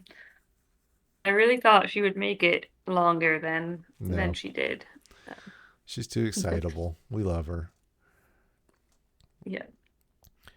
Um, and I know how she sounded because I called two of those matches with her. The literally the three greatest matches I've ever seen in versus were Pan Ben Richard versus DM Hero in 23, Luke versus Lev in 24, and you and your sister this year. And Betty has called all three of those matches. Wow. And Yeah, I do recall a lot of screaming. yeah, Um, yeah. yeah. That wasn't just Betty, that was all of us. That game four is one for the ages. An interesting choice not laying that blue flat there. I guess you were hoping for something. I'm not sure. Yeah, some of these I'll rewatch and I'll wonder what I was thinking, but then I end up doing something. So Yeah, I think that's I do. Yeah. I do the same thing. Like, Yeah. go back and watch my speed matches. Going, what was that? Oh, Yeah. it's weird when that happens, but you know, again, it proves the point that there is no such thing as the right way to play this game. There's a lot of wrong ways to do it, but there's no single right play in every situation. Mm.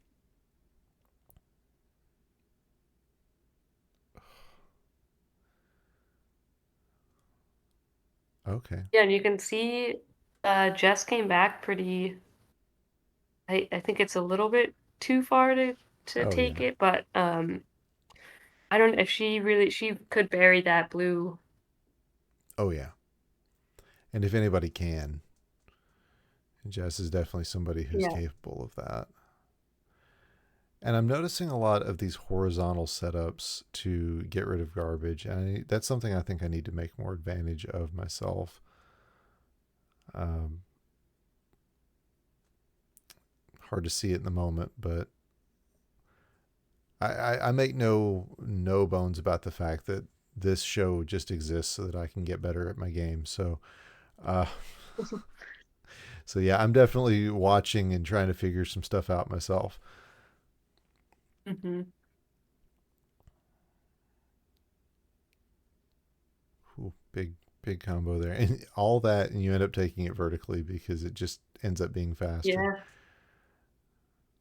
Although you don't take the gift of a blue yellow that was offered you, and hey, it's your game.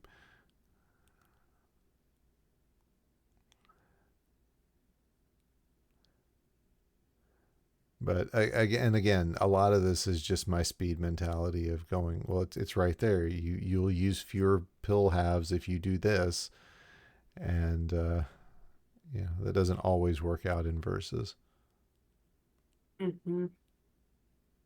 But there's the pill. Yeah, that one had me pretty nervous though. Yeah, she's a good player, and I still remember the first year in Kentucky that she came in. Just nobody was expecting her. She just kind of came in and went crazy, and all of us were just like, oh, this gal's really good. I think she might have Yeah, been on yeah. Fightcade at that point, but we were not expecting her. This was last year, I think. All right, move on to a match against Larva.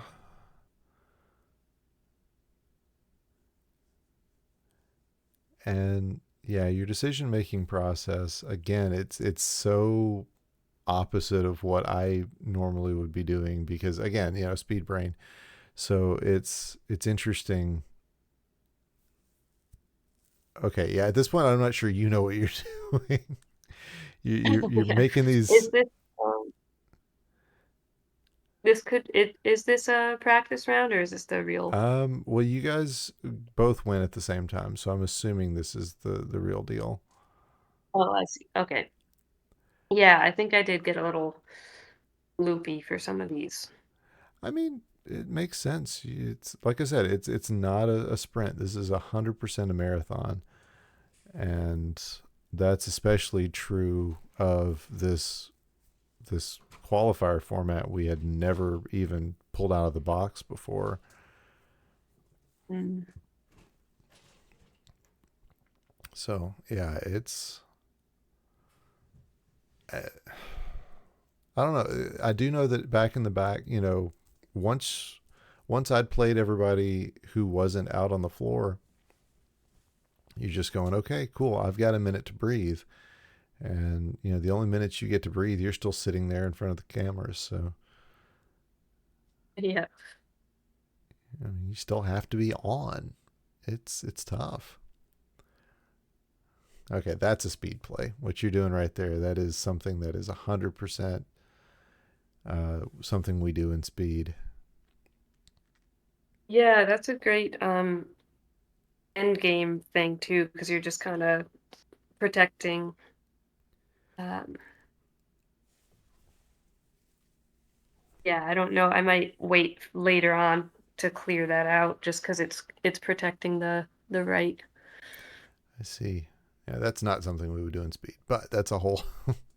It makes more sense in Yeah, yeah. verses because you've got garbage to deal with.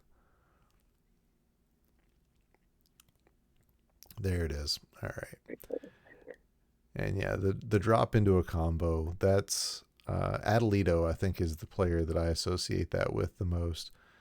Just a insanely talented speed player who has told me in the past that he's actually a better versus player, which is terrifying to me. But Yeah.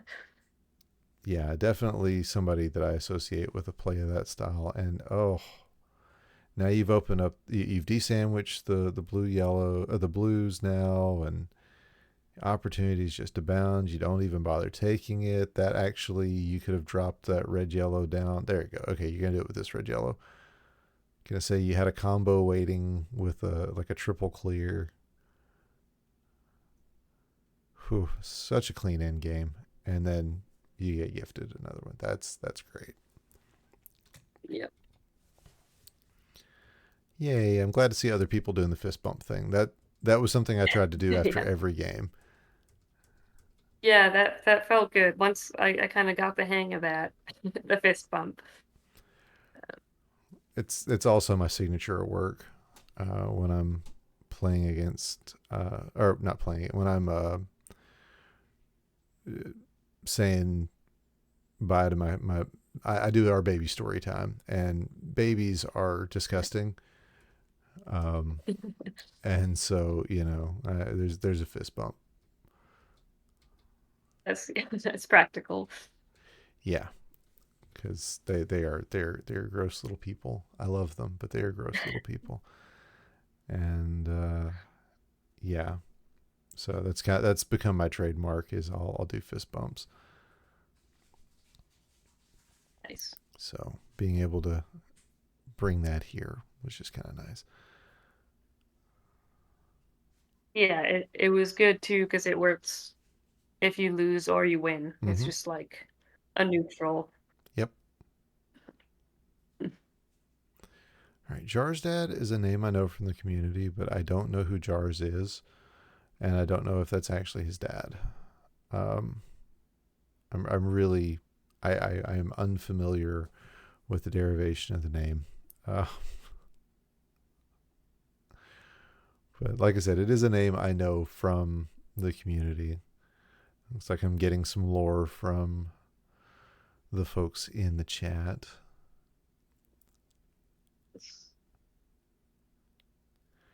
Uh, Yeah, and his son his son was there. Yeah. gotcha. Okay, and that is something we tried to avoid was getting family members into the same pool. So I will make note of that because we didn't want players to have to play, family members to have to play each other. Hmm. At least not, in this point in the tournament. So yeah, I will. Like I said, I will make sure to avoid that. Yeah, we originally had the original version of the pools was not. the final, we had quite a bit of tweaking that needed to be done just all together. But one of the things I changed was that like Chieftain and Doctor Wario were set to play each other, or they were set to be in the same pool, and I was like, can we maybe not do that since they're brothers? And then I Hmm. think Doc and Choco Cat were originally in. I don't know if they were originally the same pool, or I think they were originally like two pools away from each other. And I was like, if they want to go out or something, they're gonna have a hard time doing that. So we did some Yeah. tweaking just to try to make things easier on families. Yeah, that's good. I was glad to not have to worry about that with Pangolin being in the immunity Yeah, pool. yeah, we had nothing to do with that, but Yeah. And yeah, Jarstad has improved quite a bit too from I remember when he first started in on the monthly checkups. Um, and so he's been fun to watch get better. yeah, this the amount of growth in the community in the last year or so is just phenomenal, and I can't say enough how much Fightcade has probably contributed to that. Hmm.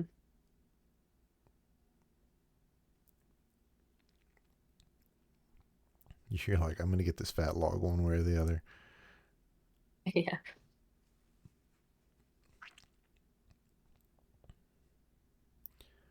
All right. Larva getting the clear on Lev. Wow, I did Yeah. not realize that had happened.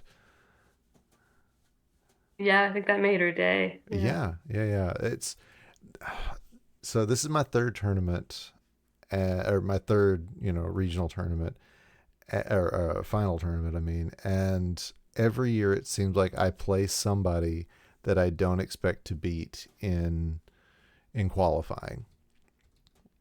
The first year it was Doc. Last year it was Motomas. This year with the Super Pool, there were a lot of players that I did not expect to beat that I surprised myself by winning against. But okay, there's J. Rue.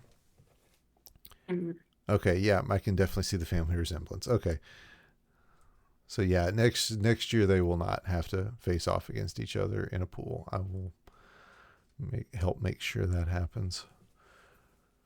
Yeah, I hope they come back next year too. Oh, I'm sure.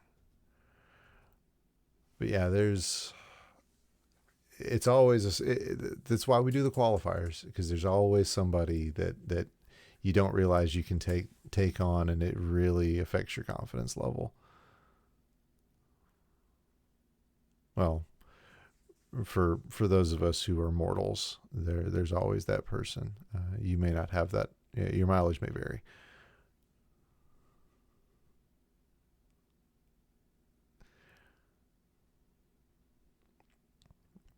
At any point, did you stop and go, wait a second, I'm playing on medium. I can make this play that I wasn't thinking about making before.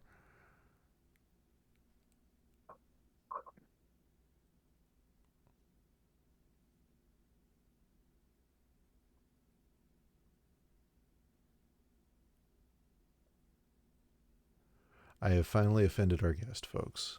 Uh, I'm joking. There's probably something going on IRL, and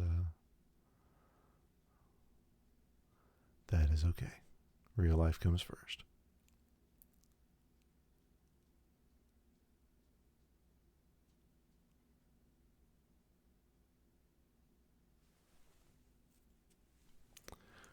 All right, and the top out.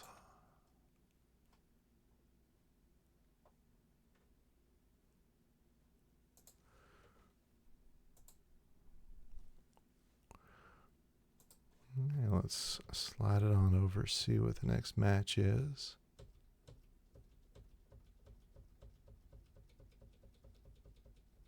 I think we're getting close. Yep. Next one you've got is against Betty.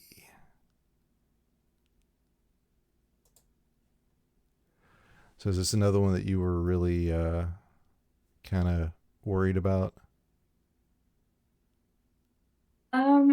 yeah, I think I was like um cheerily worried about um I yeah, I never feel bad. I always actually feel a little bad winning against Betty because she was one of the players that I studied a lot when I first joined Fightcade.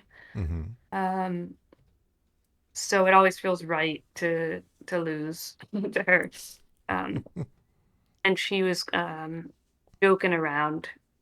I think towards the end of this one, I think I started laughing, and that was kind of um, it was nice to be laughing while losing. Yeah, Betty is a force to be reckoned with, and man, what a rise this year.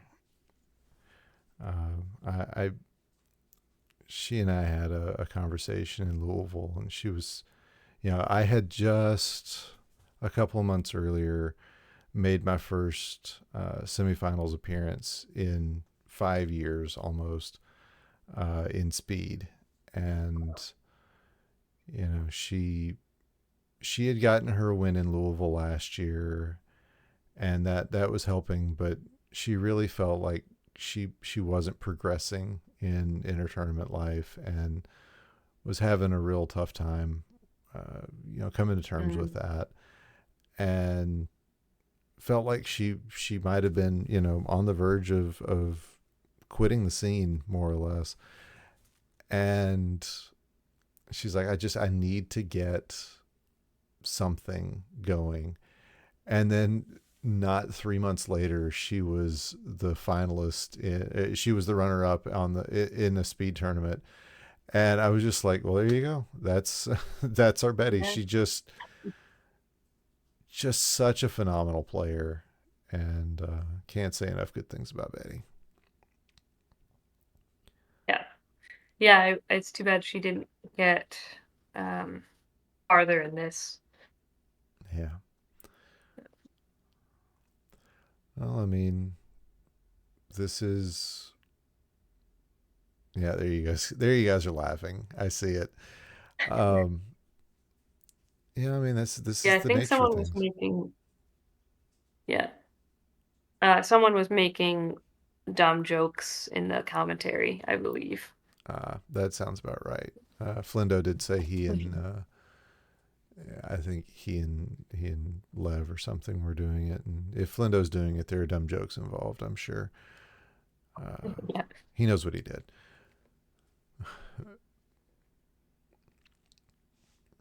Oh, and Swang. Okay, yeah. There's definitely a possibility there. That is a duo who can make dad jokes with the best of them. And Betty hmm loves her dad jokes, her mom jokes. Flindo says he knows exactly what you guys were laughing at. I believe it.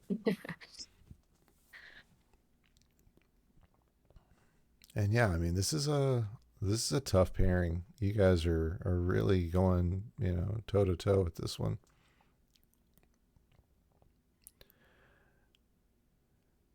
And I yeah, and yeah, I'm glad I lasted this long. I think I end up topping out, but well, it's a testament to Betty's play style that you're not the only person I know who has studied her play and plays like it. Archer Lewis, mhm. one of our up and coming speed players, studied Betty, and learned from Betty. So they are 100% a Betty style player. It's Yeah, they're fun to watch. Oh, that is scary play right there. yeah, I don't like that. Oh, and the thing that gets me is when I get garbage, when I'm pretty sure I've got my DAS charged up properly. So then, I don't know if that like resets the timing or not. Now I'm always kind of worried about it. It never feels like my timing is right. So, oh, it's always scary. Yeah, I think I did tap out. a few of those that if the timing was right, I could have held out a little bit longer. Ooh. Yeah, and you get to these like single column options where there's really not a lot of options for what you can do. There's only two directions to go, and you got three colors to deal with. It gets tough. Mhm. Whew. Yeah, your survival play here is top notch. And the laughing continues. Oh wow, she is almost on the floor. Oh yeah, Yeah, I couldn't feel bad about that you that loss. you should get a redo there because she was distracting you. That's not fair at all. Yeah.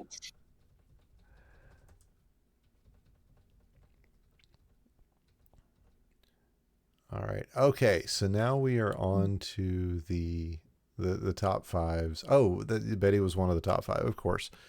So the five of you, DM Hero, Betty, Steve, and Leviticus are the featured players in this group.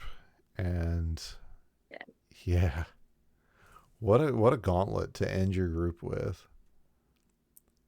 Yeah. Yeah, especially after just being up there for so long, and then it's kind of like the final bosses at the end. Mm-hmm.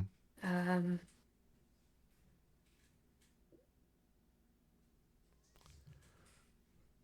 All right, so yeah, this one feels like one where you're just not able to get. I mean, you're getting your combos, but it never feels quite like what we saw earlier, where you were just boom, boom, boom, combos are just raining down, mm, and it's a tough board with the center cut out of it like that.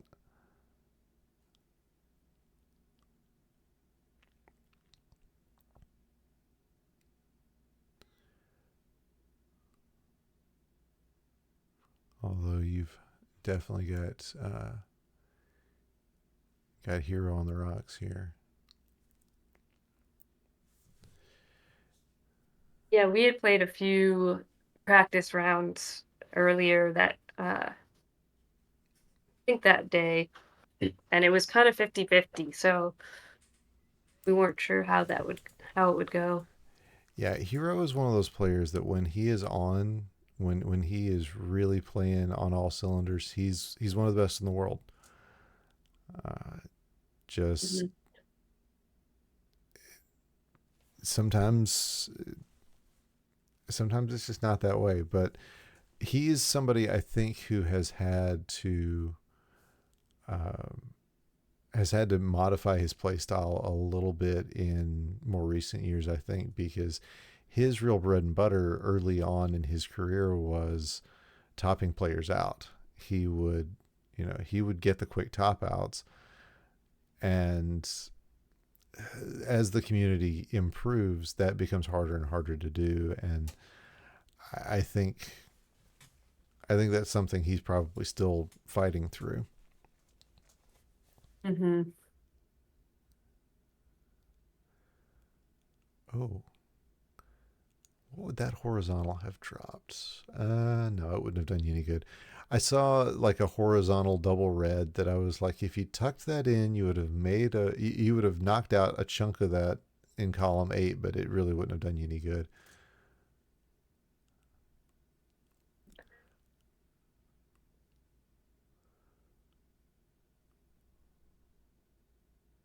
Whew. Yeah, this is a tough board, and you guys are keeping it very very close. I think I see the play here, but it requires a double blue, like that one. That's Yeah. helpful. Yeah. I was waiting for that. As well you should have been. That was the right play.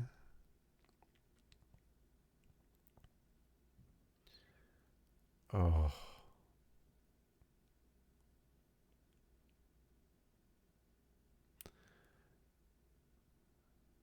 okay, there it is.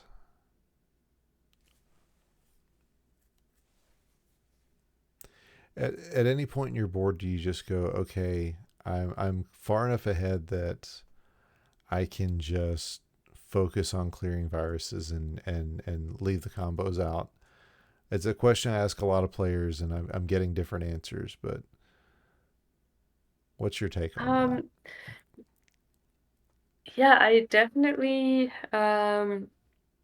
I I have learned from matches against like people like Snipe um to never, yeah, never give up on the comboing. I have gotten close to the end and given up on comboing, and it hasn't worked out. So, Yeah, um, I'm getting that yeah, I impression from do. a lot of players. Yeah, it's surprising how effective that is. If you, yeah, any break in the comboing can be the end. Oh, you're just showing off now. Whew. That was a disgustingly solid uh, end game there. Like that wasn't that was a great end game. Yeah, that might have been one of my best Yeah, that weekend. and I'll tell you, in speed, we uh, people's tournaments are made and lost on end games. It's something that took a lot of us a lot of time to figure out, and so when I tell you that was a really good, like from a speed perspective, that was an insane end game. Well, thank you. Um, yeah, um, when I was much younger, when I got kind of bored of playing and no one else was around, I would practice level 0 and try to get all 4 viruses in one combo, and that was just like my little side game that I would play, and I think that really helped get, like, the mindset for endgame strategies, and learning how to not get pieces hung up unexpectedly. Um, Definitely, that's that sort of play, uh, that sort of idea, just makes yeah. If you're practicing that stuff at a young age, that's something that really can stay with you, and yeah, you're giving yourself an advantage. I When I was a kid, I played a lot of Donkey Kong Country, and there's a point at the end of the game where Cranky Kong says, "I did this using one life, and it took less than an hour." And my crazy childhood was just like, "Okay, cool. Wonder if he says something different if you do it in under an hour." Um, I had never heard of speed running. This was, around. This was probably before SRC was even founded. Twin Galaxies probably didn't even have speed boards at that point. So it didn't take a lot for me to get ready to actually run Donkey Kong Country. So yeah,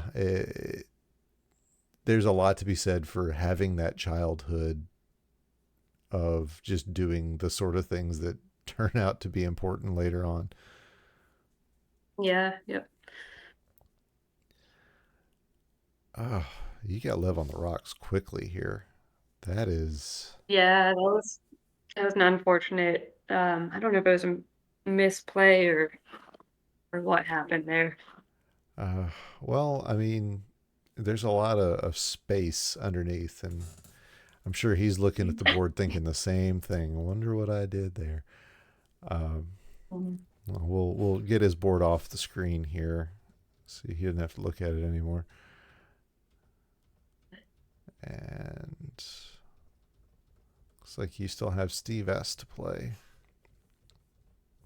one of the OGs. Yeah, he did very well this tournament too. He seemed like he was um, definitely on the top of his game. Yeah, and Steve at the top of his game is great because he's Steve. Steve's awesome. Can't help but love Super Steve, and he has been around since like the first tournaments. Yeah, it's pretty impressive.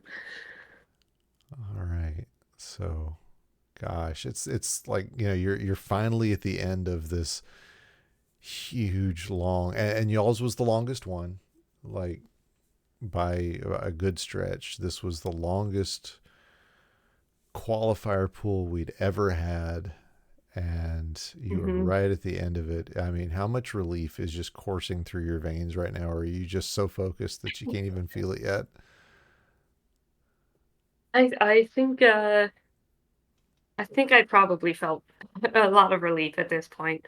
Um, I was happy to see initially that I would be in the first pool because I really wanted to just have um I was looking forward from the very beginning to just having it be done with early and then having a beer and watching everybody else suffer. Um, so yeah, I'm sure I was feeling quite relieved at this point, but trying to stay focused. Yeah, rumor has it there was even an arcade upstairs. I wouldn't know, but I'm mostly joking. I did get a few rounds of pinball in, but I really, like so many other tournaments and conventions, I was so focused on getting streaming stuff going on the whole weekend. I barely left the room, I swear.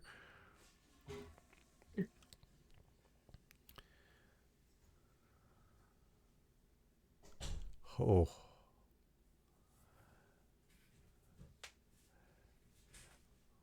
all right. And that is your qualifier group. Let's quickly get you on into. I got to find day two, which I know we've got. I know we've got some of it. Do you remember? Oh, that's just the qualifying rounds. All right, friends, bear with me. I did see it over on Bidwell's channel, and I know, well, this is what happens when you don't watch anything but Dr. Mario. Um, Yeah, it's been hard finding the right matches. yes, and as we were going in, I had forgotten that Bidwell, or I did not realize that Bidwell had done an upload, and it was right there, and then it disappeared on us. And I don't know what is it. It's BSG. Is that his channel? I don't know.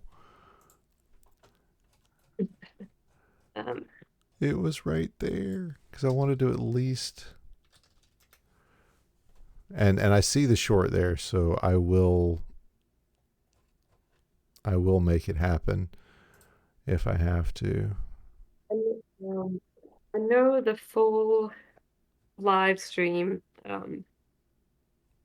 I know about what hour my match against Pangolin is, but Excellent. Well, that's a lot of just recent Dr. Mario footage. Let's try the reset and see what happens. Because I sure did not look and see what the name on Bidwell's channel was. I was just like, oh, I know that logo. That's Chris. Oh, it's in yeah, the I live can try to tab. find that. Okay. I will look in the live tab. Hey, look at that.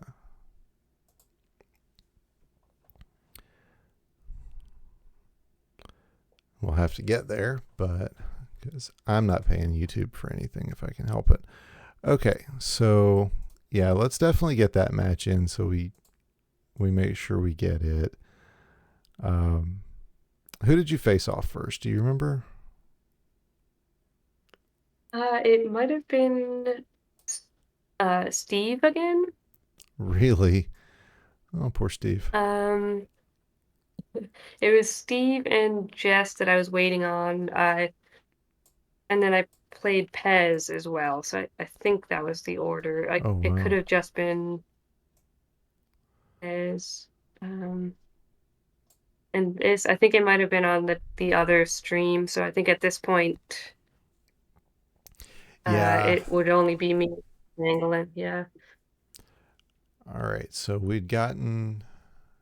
Yeah, I knew their match was on DrMC one. That's one of the sad things about having the two different matchups. So, what did you think about your match against Rodzilla? I'll just ask you about that since we're. Oh, that's right. Um, yeah, that one was, I really didn't know how it was gonna go. Um, Rod is a very tough opponent. I had played him on Fightcade just prior to this tournament, and I think um, I beat him. But the game we had before that, he smoked me. So um, I really didn't know. And I think there was a point in the last game where it was this decider, and I made a pretty serious. I don't even think it was a misdrop. I just made a stupid move, and I had a very serious thought where I was like, "Man, this is the end for Mm, me." And I think he just had a lapse in combos, and I managed to get out of it. Um, well, and it worked out. But yeah, I'd say that would be a fair way to put it. All right. So, this is it. I mean, this is the match that we were looking for.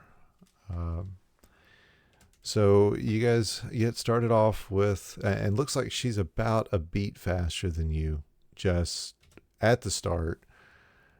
um, Mhm. like a frame. It's not that it doesn't make that big of a difference this early, but it can make the difference in who gets a combo first. So I think the story that I have heard is that the two of you go about 50-50 whenever you play each other at home. Is that Um, yeah, I'd be curious to see what the technical stats are, but that feels about right. I think I'm ranked like one person above her on the Fightcade rankings, but I think I play a little bit more than her, so that makes sense? um yeah. And then I think she might have a little bit more of a like revenge um comeback skill. Um, Well, but yeah, we both consider the other to be the better player. I'll say this because didn't you two play each other in Hartford last year at some point? Not in the finals, but Yeah, we were in the finals. Um, not this year, but last year. oh, last year. I don't think we wound up playing against each other. Okay, because I'm fairly Yeah, I got. certain that she like you'd never beaten her in competitive play, and Um, correct me if I'm wrong on that. I think that's the case. And in live play, I it's mean, hard to say. Yeah, like in at a live play. tournament. Yeah. Yeah, yeah. So Yes. I I can't speak for the entire rest of the community, but I think the feeling was that she was the favored player here. I mean, she's been in immunity pool the last 2 years. She's won tournaments twice now that you've been a part of. I don't think it was considered to be a walk away, but I do think that that was the impression I got. Now, clearly, I mean, we play the games. It's not the expectation, but obviously you didn't have that thought of, you're that it wasn't. You did that? Does that ever play into your mind? Do you think maybe oh, it's my sister. Um, I don't know. What's going through your head here? I know, like I said, you've said that it's you're in a win-win situation because you're happy for her if she wins and you're happy for you if you win. But we're Yeah. what's going on? Um, yeah, that's about it.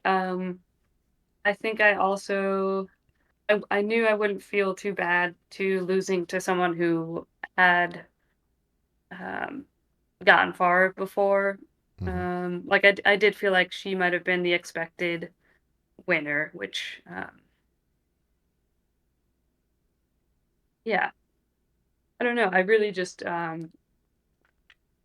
want to do well and not be kicking myself for any moves I make later. But yeah, I didn't know. Yeah, I wasn't sure who would win. Yeah, it's it was definitely hard to say one way or the other going into it. But she definitely has you on the ropes in this one. I'm fairly certain she wins game one. Just trying to go by my memory of it.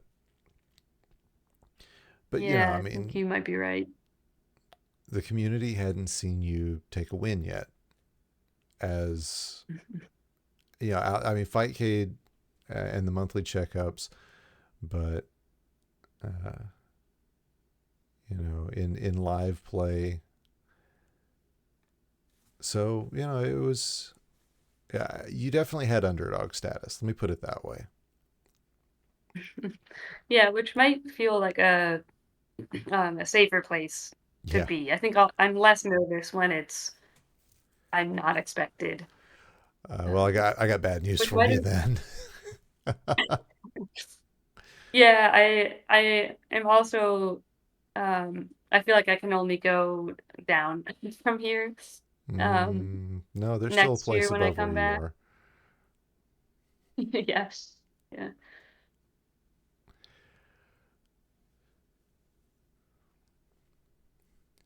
Yeah, the community who are rabid checkup fans are disagreeing with me heartily, uh, and this is I Yeah, mean, I might have had I think I have had more luck in the monthly checkups. The few times we've met in the bracket. that is the To impression be I'm fair though, getting. she has yeah, yeah, that's probably true. I'd like to think she has a couple cats that distract her when she plays, and I think I have less of that. Yeah, I actually have a cat percent emote, um, specifically because I've got a cat who surprisingly has not tried to make an appearance tonight, but she is definitely a distraction when she wants to be.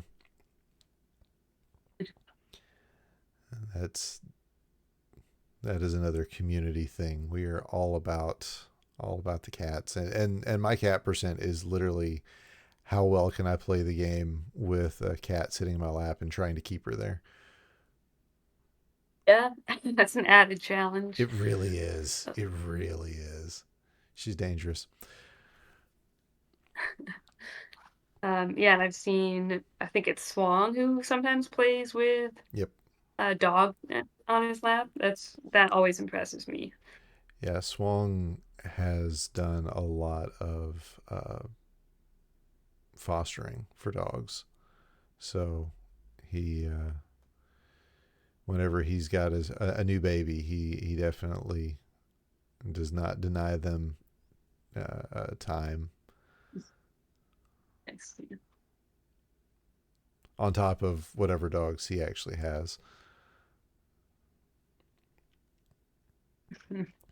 All right, so you're definitely surviving, and I will say, I believe I heard Rodzilla say that he would have preferred playing your sister because he thought he was better prepared for her over you in uh, just straight up play. So Yeah, it's really interesting. Um, as much as I feel like our play styles are the same, or very similar. There's people who I have an easier time beating than she does, and vice versa. And I haven't really figured out why that is. There are students of the game who could probably watch the two of you play and go, okay, you have this tendency, she has this tendency, and this is the difference between the two of you. It probably, yeah, there are probably people who have already done this. Oh, who's older? Yeah, I would like to see who's older. Yes. I'm just being nosy I now. I'm 1 minute older. Gotcha. And is Ruggy the youngest or the middle child or the oldest or what? Uh, he is the oldest. Yeah, Ah, he's a minute before me. Yeah. really no relevance to anything, but you know, you can't have multiple birth people and not ask the really dumb questions. And I had failed the community by not asking the last of the stupid questions, and that's the one. No, there could be a valid psychological component, perhaps. Um, because yeah, I would argue that Pangolin is the best of the three of us, and maybe that's the younger child Yeah, yeah, the baby sister. syndrome. Yeah, yeah. Oh man. Yeah, I last week when I was kind of getting prepped for this interview because you know you and I have really not spent all well you got the top out because you and I have not spent a lot of time talking in the past. I was you know I'm always kind of preparing for uh you know what sort of questions do I ask if things get slow and stuff like that. That was one of the things I was you know I was thinking through. What are all the stupid questions like? Oh, if there are two of you, you call the other one your twin. What do you call it? You know, what you don't call it your triplet, your sister, if that makes sense. You answered that without me having to ask it. So Yeah, we're used to people calling us twins. yeah, Yeah. Especially we used to look a lot more alike. We were able to successfully switch places in class one time without a teacher noticing. oh dear. Um, but I think people can tell tell the difference much easier now. Yeah, once somebody said, "Yeah, Pangolin wears glasses," then I was like, "Oh yeah, duh, that's really obvious, isn't it?" Uh, but I am not the most observant of people. Just that's just a general thing. You do have a nickname in my chat. One of my followers who is here right now refers to you guys as the Penguin Sisters. Uh, Nice. not one hundred Yeah, percent sure why, because neither a Parula nor a Pangolin is a penguin. But I did have I sent the stream to a friend who's unfamiliar with this game, and she thought that the commentators were saying penguin instead of pangolin, so she assumed it was me playing, because penguins would make sense because I was right, in Antarctica. right. Um, so yeah, but yeah, we both also love penguins, so that works. As I mean, who doesn't? If you don't, Yeah. go away. Yeah. Yeah, my kid's a big penguin lover. Anyway, all right. So, second top out. All right, here's the one. Here's the game. uh, all right. So, I don't even want to fast forward into this one, but you know, we all know what's coming. It's all at the end there.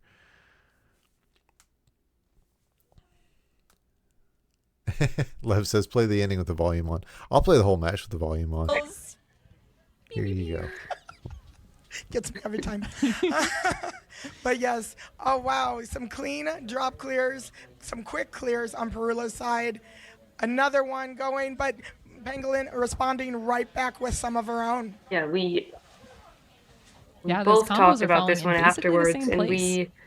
we we only really knew about the Wow. Oh, this one was, seriousness she was, at oh, the that end was a under clear mistake from the by crowd's Parula, but reaction. she, Like neither of it's not us detrimental had at this moment. looked over at the other So she's player's just going to board. continue Oh playing her wow. game. Um, Oh, I like that and drop clear. so, yeah, we Bringing kind the board of down a little we knew bit. something was happening, but neither of us really understood. I And the I charity cannot clear, I was cannot for a over combo, but it did bring exaggerate down her board to where she how could tense navigate the right entire now room into the was at column that one. point. Can breathe again. Yeah. Like we were all just sitting Her poor there competitors out there not losing breathing our at all. absolute That's just minds funny. and trying not to be too loud about And it, Pangolin is very because combo ready. again, Lots of we're options for that. trying. Brings down A columns lot of 7 us are and just 8. trying not to affect the Lots of gameplay places to because put what's blue, happening in front of us is preferably, magic, to and we don't advance want the to screw it plans. up. Yeah, and on the Parula side, she hmm has a lot of red in all Yeah, of her it was columns, hard. so It was hard definitely not to needing be some of that to distracted. I show up. definitely had Now like surround it with a these double like blue and bringing down her kind board of a out little of bit. body experiences where I would just Pangolin go will on slice autopilot off and be the like, top oh man, row like of we're just pill hats there. here playing this dumb game that hmm and people are like flipping And out it's still right very now. close Yep. virus count. Um, Pangolin very, very it clean. was a surreal Yeah, and experience for I like sure. this Yeah, drop that was clear. very good. Bring down the layer because you could see that maybe that And spin just was a being like we little bit could touch and go there, hear Yeah. up that high. people cheering Sometimes us the on simplest plays are the best individually. ones. hmm Just Um, clearing your board, which clears your and mind. And but Oh, Pangolin, that's beautiful. yeah, yeah. It Thank you. sounds like yeah, I golf just came up it with commentary, was that. man. awesome. It's so funny. Wow. Wow, I love that. Yes, that was a wonderful clear. But I really do like. All right, so at this point, there's a 7 virus does have the difference, cleaner but board. your She doesn't sister have this definitely virus. has This the clear board from health her, advantage. sending trash over to Parula, and so Parula's needing to clean up a little bit in order to break into her board again. But again, I But she's think got the fat log that's potential. again She goes for the playing to horizontal, which your drops your into a strengths and vertical. your style. Either way, it's bringing down a little bit of that layer there So- and slows Pangolin So down. we're Now, it did developing slow it. her down and dropped 2 blues and 2 We're yellows right on top developing of your each other. knowledge So, of what your style is and yeah, how you yeah. two differ. We can't control that. yeah. The doctor does. Very poorly. Leviticus I might saying add, the same but he thing, does. that she tends to Depends on be who you are, I think. Yeah. she tends to focus more on her board health. You tend but to now focus Parula, more on low just down on getting a that faster right-hand side, game it's very going. flat. And has ways into. Oh, yeah. Yeah, look at that this. sounds right. Very nice. And luckily, Pangolin's I garbage think does not affect when this big plan. she Just first opens up a little bit came more on as Parula Fightcade inspires 2, she Pangolin a little bit on column one. And you can kind of see focused what less she's, on what comboing. Parula's working towards. Look at this tee into a drop trip. And I think I was always a Wow, little bit more of a combo 4 pieces of garbage going over combo to obsessed. Pangolin. But Pangolin, maintaining the virus advantage here with about 10 virus lead. Yeah, I mean, Pangolin they're is still definitely very, different very clean here. styles. We have a chat. I know to- you or a you're saying chant that to you feed the you think that crows, your and that is plays are exactly what Pangolin is trying to do very here. similar. Oh, No, this beautiful is tee there very for distinctive Parula. styles going on here. And another combo. Yeah. Slow yeah. down drop all the way down to the bottom of Pangolin's board. She's got to wait. Yeah, that's Ooh. one of the disadvantages. And that's one of those being, plays that if you'd as been playing clean on and as medium far still, down you could as have gotten that Pangolin tapped is, over. That drop time just takes so much time. Does give you a little time to think and produce some of those Zen thoughts that you're so good at. I guess. Hopefully they're not thinking Zen thoughts. Hopefully they're thinking, how do I make another combo? Mm-hmm. Absolutely. And there we go. Parula drops one down the right-hand side of the board. Again, dropping down low on top of Pangolin's stack, but she just got a drop T there. Are you guys seeing this level of play from these two? I can't, I don't know where to look. Just combos set up everywhere. Oh, I love that drop clear from Parula. And she's setting up another one. Here it goes. And another one. Another one. And another one. DJ. Oh, sorry. Can't take those two anywhere. DJ. Okay. Yeah. Serious. Yeah, I knew at this point. I think I could hear Oh wow, beautiful the short crowd stack drop flipping in the out. center I for I don't Parula. think I'd Pangolin looked really over to locked up see on that right hand side. She's just got how to try few to viruses whittle she it had, down but level by level while still I just keeping the combo aggression. 'cause was that's trying the to way that get, she is going to make uh, Parula's stun lock board going. Yeah. difficult. And that Yeah, she the is crowd having will to dig appreciate a good to stun get lock. at any Like of that the is viruses that she has in there the there are columns, certain plays that 5, 3, will do 8. it, but a That's stun and lock then this will little red that always she get the can crowd on tuck your under. side. Good that she's If throwing away some of her if it's not pieces just, to delaying the build up to that inevitable. If red. it's doing that, then you're probably going to lose the And yeah, so crowd. she's But going to be under clearing to that red is Pangolin. Oh, look at this. Parula, Yeah, double yeah. red. Look at Oh. yes.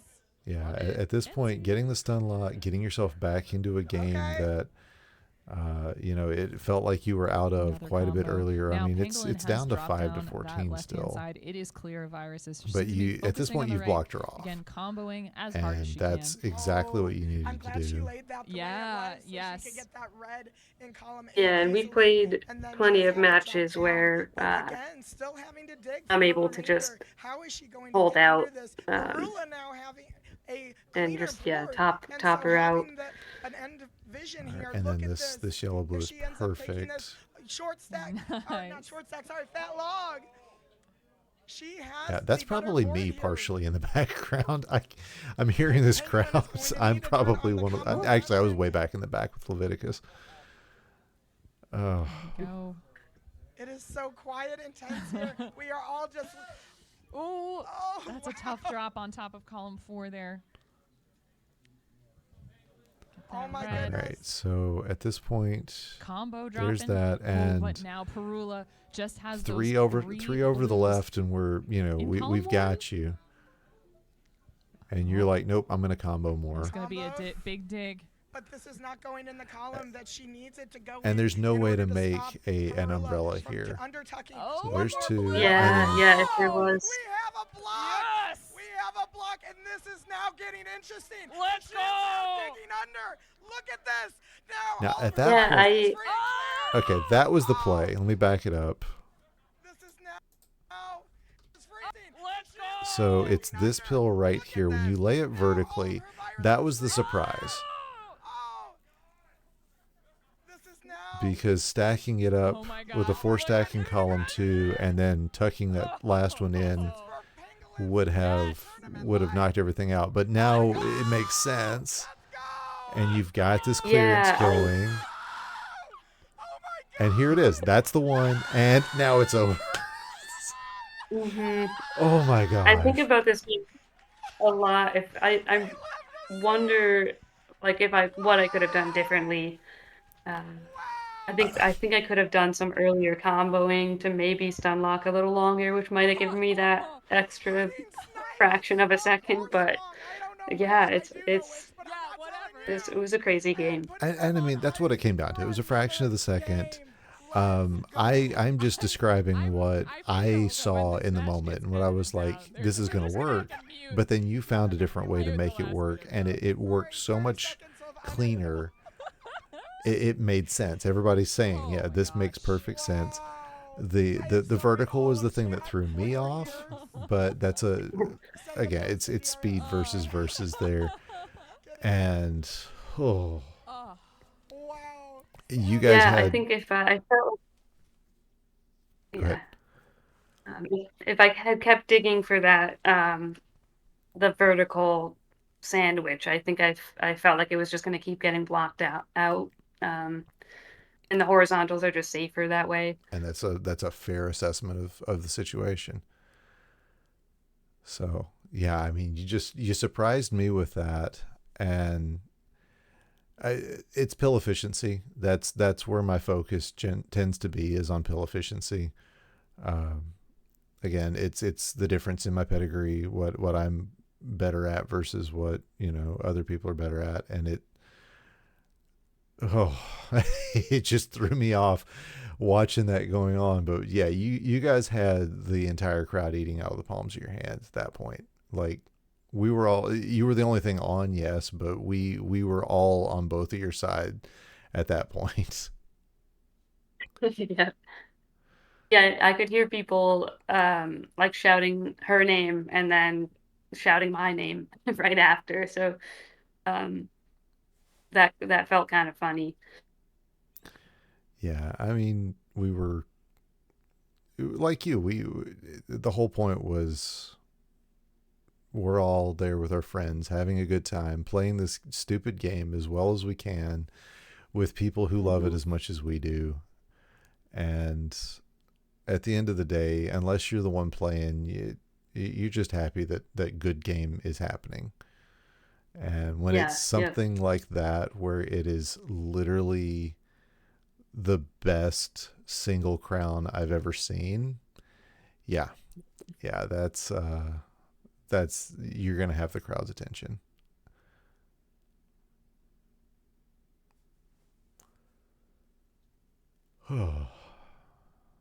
Sorry, I'm having a moment, and we're just replaying it.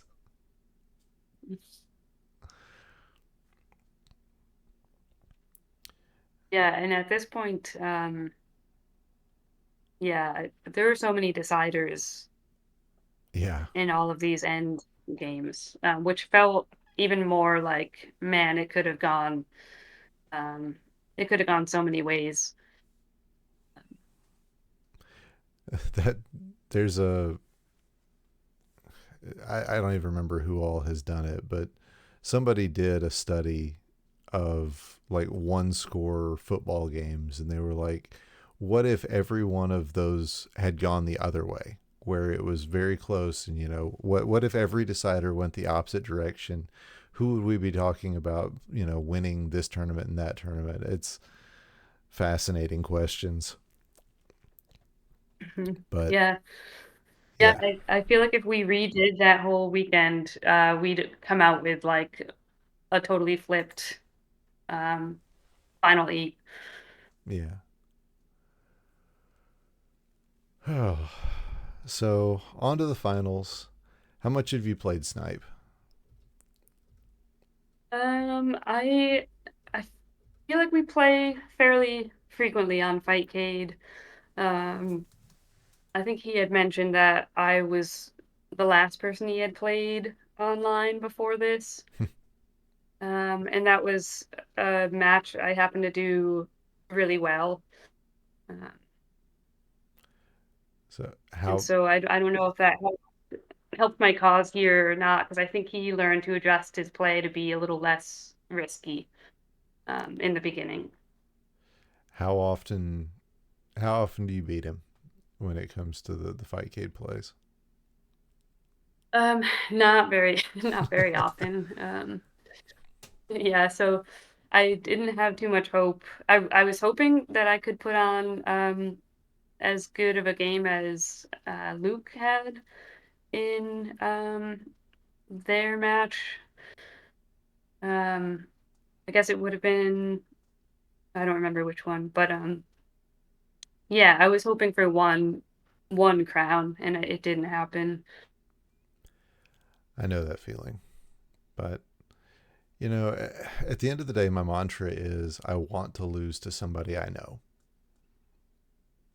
I have no Yeah, expectations that I'm going to come in and win any tournament, but I want the loss to be against somebody with a name that I'm familiar with.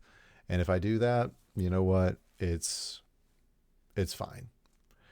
And hmm if if the player is Snipe, it's really hard to say, well, I could have done a lot better. It's Snipe. yeah, and it helped to know that he was pretty nervous um, going into this. We chatted a little bit, which was really nice. Um, and I know when Pangolin played him in the immunity pool last year, she had told him that she was intimidated by his having um, headphones in, Mm-hmm. and so he made a point to be like, "Oh no, I'm just like tuning out the commentators," Mm-hmm. and he wasn't doing it to be intimidating. Yeah, I thought about that this year that I should probably put some music on or something to kind of help with that as well, but haven't done it yet. Also, don't know if music would make my Yeah, game better or worse. that's the thing. Yeah, I think I would rather hear what's going on. I could also hear the game just enough that I think I would lose that if I had headphones in. Oh, yeah, I can't remember. I don't know if it's Ibar. Somebody was sitting next to me during the pool play and like turned their screen all the way up, and I was like, oh, great! Now I'm gonna hear their their match instead of mine. Mhm. Oh, it's yeah. It's an underrated uh, help to have the game audio. Players who are not used to it don't recognize the advantage you can get from knowing what's going on in the game just by the sound cues. Yeah, it really threw me off in Kentucky, or I guess my first regional, in Hartford, where I wasn't able to hear anything. I was expecting it because I had heard that's how it is, but it's much harder than you might think. Yeah, and it's really what you're accustomed to because again I'm a lot of times I play with without the sound going on at all on my my speed game. And so Yep. I don't think it bothers me quite as much. But with speed, you don't get the sound cues to tell you, hey, some garbage is about to fall. You need to, kind of rethink the plays you're making to make sure that you're set up properly for this garbage to come down because heaven knows where it's going to come. And, you don't make big changes, but you do make some changes based on what's coming up next on your board. Hmm. And not Yeah, having I think that, I it makes a difference. it makes a big difference. Yeah. Yeah, because if I hear um, a combo coming, I'll make much less risky moves. Mm-hmm. Mm-hmm. I feel like there's a possibility that at least if you're up on one of the main stations, you can probably bring a set of headphones and plug it directly into your head so you can maybe get a better option of hearing it. I haven't double checked that, so nobody hold me to that, but it seems based on the way we set them up that shouldn't be impossible. Mm. It would work for just one player though, right? Right, but Um, if you're on the main stations, they're two separate TVs. oh, that's right. Okay. So you Yeah, because I thought about that too. Um, just a thought. I haven't put any credence into that, but this is a thought process I've been having too. Is how can we make that better for our players, and how can I use that to my own advantage? And that's one of the things I was thinking through was, well, why don't we just you know let players plug their headphones directly into the TV in front of them? If it's if they're not the only player, or if they're the only ones on that TV, it shouldn't be an issue. So mhm. anyway, you're holding out pretty hard on this second crown. Yeah, I haven't rewatched this one because I just remembered it as as being too disappointing. Sure. Um, but you can see yeah, I just am not caring that much about where my garbage is going, and I think that's definitely what I want to be working on in the future. And Um, listening or chatting with Snipe a week or two ago, I got to tell you that is always in the front of his mind. That surprised yeah. me just talking to him how consistently he is focusing on pill efficiency, despite the fact that he is, you know, playing this versus game, which doesn't tend to focus on that as well. I don't know. It's his ability to think in both directions at the same time is, I won't say unparalleled, but it reminds me of the other elite players I've interviewed. Hmm. Players like Adelito, Frank, who are thinking 3-4 moves ahead. It's a very chess thought process. Yeah, and speed is really fun to watch too, because you'll notice like I remember when I first watched Adelito play, and he would just hold out for very specific pieces, Mm-hmm. um, which is not something I like to do at all with combo or with verses, but um, I think maybe is more manageable in speed. Um, I and mean, I found myself doing that a few times here where I would risk it, and sometimes it did work out. and you see But that's you'll see like Snipe do little micro adjustments, like if he expects a specific piece later. it's funny you mention that because I feel like I'm the exact opposite. I will do that more often in verses than I will in speed. Oh, I'm really? much less likely to hold out for a specific pill just by nature. I think I'm starting to do it more because I've been studying, Adelito and other, some of the top players who will do that. But it's definitely, ooh, that survival. That was a bit of luck, but that was really good survival. Um, Yeah, I missed some good opportunities to delay uh my end game. But yeah, that was yeah.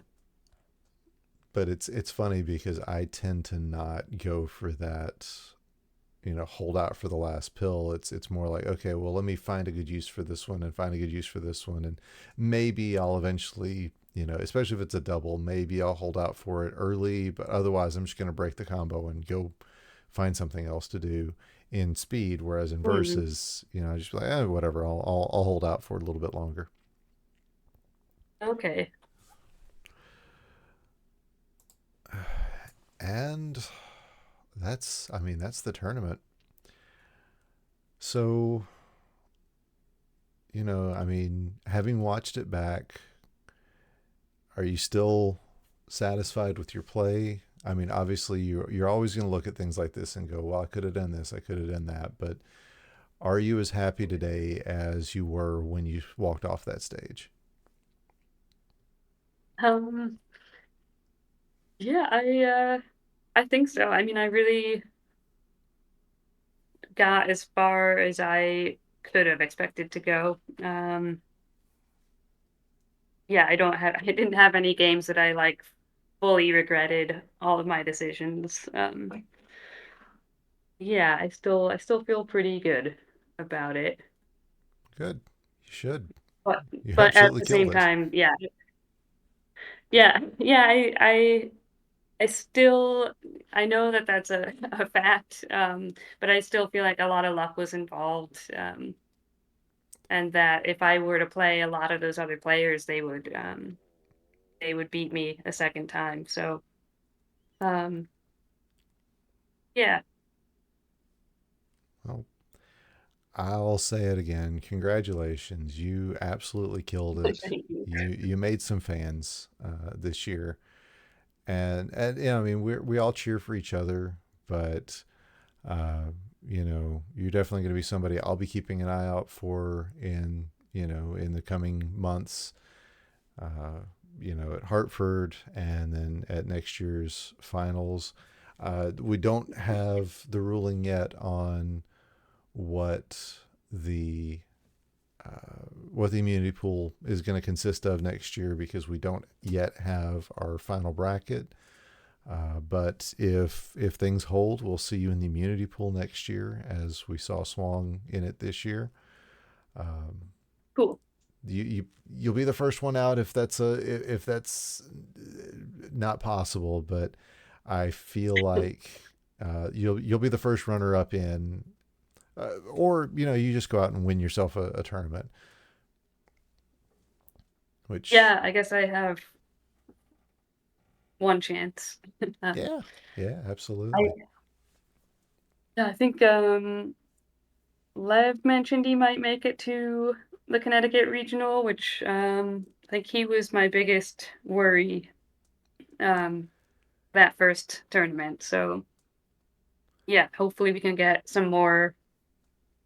um some good competition at Oh that yeah. one.